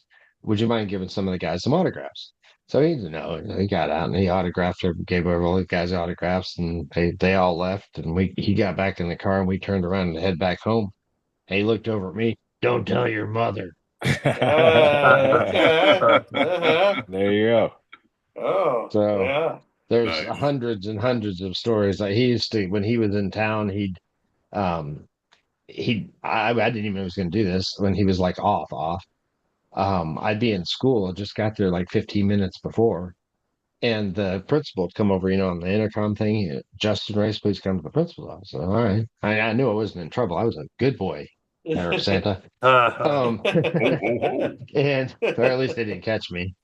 So I went to and so there was Dad standing there, and I'm looking at him like, "Why are you here?" And he just gives me he had this look that he gave me that was either shut up or be quiet or whatever, just kind of. And so I didn't say anything, and he'd sign me out and off to a doctor appointment. So we get out in the car, and I'm like, "I don't have a doctor appointment." He's like, "I know, we're gonna go have fun today." And so off we'd go. We'd go fishing or marching around in the That's woods funny. or just driving fast and getting caught by cops. And then in the afternoon, 4:30 or whatever, we'd stop and he'd get, payphone back then. He'd call the house from the payphone. He'd call home, tell my mom he was picking me up from school. Don't worry about it. And then he and I'd drive around for a little while, and we'd show up at the house at 5 o'clock. And he had just picked me up at school, and that's how, don't tell your mother. Good. So, and I never did. Every once in a while, I'll tell her, hey, my mom's right here right now. How about that? Hi. Hey. But yeah, there's stories I tell. Here, put that in. There's stories that I tell her now, or I'll tell now on a podcast, and she'll afterward she'll talk to me. She'll be like, "You guys did what?" Yeah. Hey, Ivana, Mrs. Ray. Goodness, look Hey, at that beautiful woman. Hi, how's it going there? Welcome to Renegade Okay, I Radio. can barely hear. I can't hear very well either. Yeah, well, we use sign language too, so it's okay. No, I think this is better out. I can't do that. No, I can't. Oh. Here. Oh, Should I get my earphones? hold on. I'm gonna take my earbuds off for a second Okay, so that you guys can hear her. sure. All I need now is a 12-year-old kid teaching me how to use the computer. I need to come to your house and show you. It's easy. How old are Yeah. you, Sean? Let's 12? see. 41. All right, can you hear us? Yeah, I can hear you. Oh, absolutely. Okay. You All guys right, do- there we go. Heather. Hi, Mom. Say hi, Hi, Mom. hi, everybody. How's it going? Welcome to Renegade Radio. We're fans of your husband and good friends with your son. We love Justin. He's a good kid. You're gonna have to lean in if you can't hear, because I can't make it louder. Okay, now what'd you say? This is Kenny, by the way. You're beautiful. That's what we're telling you. We're telling you you're beautiful. That's what we're telling you. Yes. Well, thank you. Hi, Kenny. Hey, how you doing? Hey. Yeah, this is the one that I never told anything to. Oh, okay. Nothing Sure. I've ever known in my life. I don't want to find anything more out. In fact, I don't read this book. Yeah. He'll just send you a signed copy there. Well, and when she looks at me, when she finds out a story, she looks at me, you guys did what? Like it's my fault. I was 8. Yeah, I well. did what Dad told me to do. He told me to hold on to the steering wheel while he threw the thing out the car. I mean, I was 8. It wasn't my choice. That's funny. Well, you know what? Well, the 3 of us had some good times together too. With it being the holiday season, I'm sure you guys had a lot of memorable Thanksgivings and Christmases. I suppose any Thanksgiving memories at all since it's Turkey Week? Thanksgiving. Didn't he wrestle on Thanksgiving? No, he never wrestled on Thanksgiving or Christmas. Well, we had there's a few Harley. There's a funny story about Christmas and decorating. He used to put this real, and we had the circle drive and a big front entrance with double doors and whatnot. And he had this big, huge, real pine wreath that they'd put together for him with a bunch of fronds into wire, and it went around the whole thing. It was probably 10 feet tall, 10 feet diameter, 10 feet diameter, and it was lit. And he was great at putting up Christmas lights. I mean, the people in the neighborhood call me Clark now. Well, he was Clark before there was a Clark. And but he wasn't very good at taking them down. Yeah. And he worked a lot. Yeah. So the neighbor across the street one time, it was March or something, Dad was out front, and the neighbor cried, "Hey, Harley, you ever gonna take those damn lights down?" And he looked at the wreath, and he grabbed the top and pulled it down, and put his foot under the bottom and pulled it up a little bit. He goes, there, it's an Easter egg. Wow. But yeah, we had some interesting Christmases. Did, did, And where are did, you guys located? Oh, all over the place. oh, Oh, we live. Well, I live in Minnesota. I'm the host or co-host or founder, or whatever. I live in Minnesota. We got Mama T. She lives in Minnesota. She lives close to me. Uh, DJ Ken. He's in Las Vegas. Antique Man's in That's Santa. Texas. Santa, yeah, he's in Vegas. Screaming Merry Sam. He's Christmas. in Ohio, and I'm not too sure where Kenny's located, but You're in I'm Albany, aren't you, Kenny? yeah, the armpit of America, Albany, oh, New York. perfect, perfect, perfect. And we had Antique Man who lives in Texas. So we have more people on our show, but a lot of them were busy and because of the holidays and just had stuff going on. So this is our Well, we season. always had I mean, you were talking about Christmas. I mean, I think my Yeah. dad really had fun. I think uh he liked doing the Christmas thing, the Santa Claus thing and whatever. And as I think a lot of parents are, I mean, I had younger children once, and once they kind of the gig was up, it wasn't as fun anymore. So let me ask you this then. You know, would it be the holidays? What was the best gift you ever got from your parents, or Oh, from good Santa Claus, heavens. or whatever? You won't I'll, believe what we did yesterday. what? Justin is going to build a. Oh, he brought me a gingerbread house kit. Evidently I'm building a gingerbread house this year. Well, Nice. there you go. There you go. Oh, I mean, as an only child and my father being who he was, I mean, in all modesty, I was blessed when I was a kid, and I got a lot of stuff. I mean, that was one thing as I grew up, I was wanted a brother and sister, and one time I think my father pointed out to me that, see all those presents around that tree? I said, yeah. Said, if you had a brother or sister, only half of them would be yours. I'm Yeah, like, oh, yeah. all right, well, being an only child isn't so bad. But I suppose But you probably I got like had the the whole first Star Nintendo or Wars something. collection and GI Okay, Joe, the there you foot go. tall GI Joe ones, the old ones, and I had every Jeez. Star Wars figure you could imagine, and Star Wars vehicle and whatnot, and the Death And Star, before and you said it, I was going to say the Death Star was the yeah, cream of the crop. I got that for Christmas. It had the trash compactor on the bottom with the yeah, with the monster, little and foam in it that I was supposed I to be played with garbage. that forever. That was my jam right there. Well, when they started coming out with the GI Joe, they were about Star Wars size figures, and then being an only child, I entertained myself. So Yeah. I Sure. had a lot of wars with GI Joe versus Yeah, Star Wars. yeah. Very cool. I suppose you got like the first Nintendo when it came out, Atari and everything like that. Oh, Atari. Oh well, yeah. actually, I had a game called Pong. Oh Yep. yeah. The actual game set was about the size of a TV set nowadays. I mean, it was huge. It was probably Yep. 18 inches long and 12 inches wide. Yeah. And all it did was have a little thing on one side and a little black thing on one side and a white thing on the other, and you knocked a ball back and forth. And it took this big console just to run that little operation. You used That's why I don't play video games anymore. It's too doggone many buttons on the Well, joystick. you love them now because if you have an Xbox or a PlayStation, man, or you a Switch, man, it's like the graphics are unreal. You know how they make it look Graphics are cool, so. but there's too doggone many buttons to keep track of. Eh, When we were in Las Vegas for the Cauliflower Alley, they had a TV set up, and they had the two 2K or 24 2K, probably. the new video, the Yeah, new WWE video. yeah, And I was just looking at it. Now I was looking at the TV, I wasn't playing, and I thought it was a wrestling match of my father's. yeah. And I walked closer and closer, and finally I saw these two little kids with these controllers that had 93 buttons on them. Um, and I said, "Are you all you? That's a video." And I realized it was a video game. And Yeah. I even like took with my phone, I videoed it for a bit, and I sent it to a friend and didn't say anything. And I got a message back later. They said the guy said or the girl said, I watched that for a couple minutes thinking it was a real match until, you could tell like sometimes a computer makes a jolt or something where an inhuman type thing. Yeah. And yeah, she thought she was watching a match too.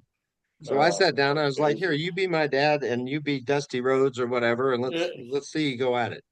Yeah, I yeah, tell yeah. him, I'd say, let me see let me see an atomic knee drop. Let me see a flying headbutt. Let me just it was awesome. Wouldn't And have how a clue about know how to do it, but and how about for you, Kenny? I mean, yeah, I'm sure you got a lot of good holiday memories, just in wrestling or just, off the cuff, I suppose. Jeez, yeah, my dad would bring me to all the shows. So I in like Boston area. So I got to see a lot of cool wrestling shows, and I remember getting tickets for Christmas, and then maybe a cold January going to a show over in geez, it would have been like Quincy area or somewhere outside of Boston, and seeing Chief Jay Strongbow versus Greg the Hammer Valentine. I remember that came from a Christmas oh gift wow. ticket, and Chief Jay was getting revenge for getting beaten up by Greg the Hammer, and he had a ring of keys, and he broke out, as the baby face, he broke out a ring of keys and just went to town on Valentine, and blood everywhere. And my dad explaining, oh no, it's because, and trying to tell me it was, finally the revenge. It was the up and coming baby face getting his revenge on the bad guy. And Sure. I was a young kid learning that. But Well, we appreciate you guys coming on the show. I mean, thank you. honestly, I mean, Thank it's you. been great. This season has been a wonderful season. I couldn't ask for a better crew and a better bunch of guests, and I hope season 4 is just as good as, if not better than the this past season. Hey, Sean, can I ask one question? Can I ask one question? Yeah, go ahead, Sam. Go Hey, ahead. Kenny, who's the most famous wrestler you ever wrestled against, and how did that go? So mostly I managed, but I did do tag team matches, much like Bobby the Brain Heenan. I would be up on the corner. I trained for pro wrestling. So I could do it. I bumped and did all, but mostly I was a manager. But I mean, I've been power bombed by Sid. I've been Cobra clutched by Sergeant Slaughter. I've been hot burrito by Tito Santana. It's not the hot burrito, it's the flying burrito. That's something else, huh? It took many finishers from both. I figured forward by Greg Valentine, Avalanche by Bundy.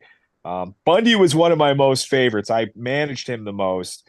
But in different things, quite often the manager, would end up taking the heat at the end and getting beat up by the guy. So, but as the top of the line, I guess, I got to meet Hulk Hogan backstage at Hall of Fame, WWE. We got Beefcake in for Hall of Fame, and he introduced me to Hogan. And as a kid, that was the guy that we all worshipped as a little kid, out in the Northeast here. So kind of cool to meet him. So, and I worked with Ric Flair, so I worked with all the big names at some point doing different things. Cool. Yeah, right on. You ever worked with my dad? I worked with Harley too. New Jersey, 94, 95, 96, 97 in there, a handful of times. Late. Yeah. Yeah, it was late in the game, but he was at some shows. Yep. Yeah. Well, my best. Speaking of, you said who was the favorite, most famous wrestler that ever? Yeah. Well, my father yelled at me when I was late coming in from curfew one time, and I got grounded. So I guess that was the worst I ever got from a professional wrestler. A story I heard, Max Bear Jr. was talking about when he was growing up with, his dad, Max Bear. And he goes, yeah, I was about 18 years old, and I thought I was going to take on my old man. I invited him outside. A couple days later, when I woke up, I have one very similar to that. I was about 14 or 15, and I had come home late or whatever, and I didn't think I could take my dad. I wasn't that stupid. But I did be kind of mouth off to it, lip off a little bit. Yeah. And he went to kind of give me just a little tap, that shut me up with his right hand, and I moved, and he missed, and that pissed him off. So then the left came. And about Tuesday or next Wednesday, the next week when I woke up, I realized that wasn't such a good idea. And the next time, just let him tap you with the left or with the right, because you don't want the left. You know what he says about his left. If I hit someone with my left hand and they're still standing, I walk around behind them to see what's holding them up. He's left. Yeah.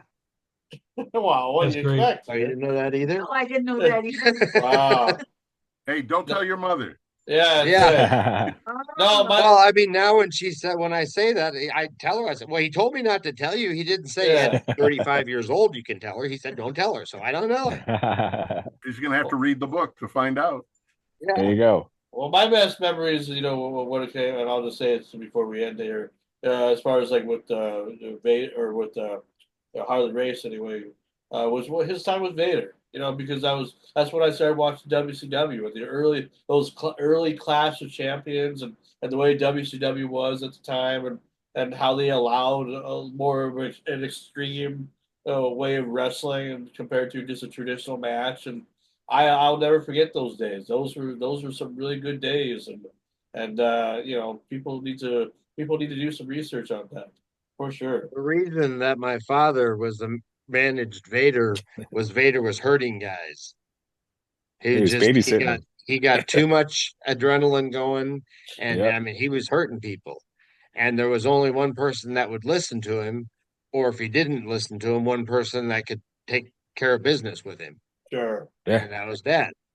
So if you really watch some of the matches with when Dad was managing Vader closely, often it might look like he was interfering, trying to get the other guy, but what he was really doing was protecting the other guy by getting Vader off of him, or he made it look good. But if you really, now that you know that, if you really watch those matches closely, you'll notice that my dad was more in there to keep Vader under control and protect the other guy.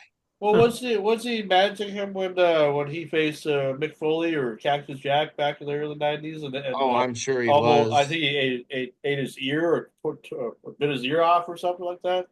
I'm sure Harley His really ear didn't got like that, stuck in a like a hangman's drop, but they call That was that Mike Tyson. Yeah. They pulled most of it off. Yeah. Yeah. I don't know. That's a crazy. It wasn't a story, Mike but- Tyson thing. It was more of a accidental tear off. Yeah, it was an accident. Yeah. Yeah. Well, either way, we appreciate having you guys on, and just thank you for spending Thanks so time much. with us. I Yeah, do it was great. appreciate it, Thanks for coming out. and to my crew and everything, I appreciate all you guys too. And let's celebrate season 3 as we only can, and look forward to next. We'll see you in season 4. Absolutely, Have a Merry absolutely. Christmas. Oh, You give us a book Merry update. Christmas. All right. All right, guys. We'll see you Take next it easy, time. all you folks out there. Merry All Christmas. right. Bye-bye. Merry Christmas.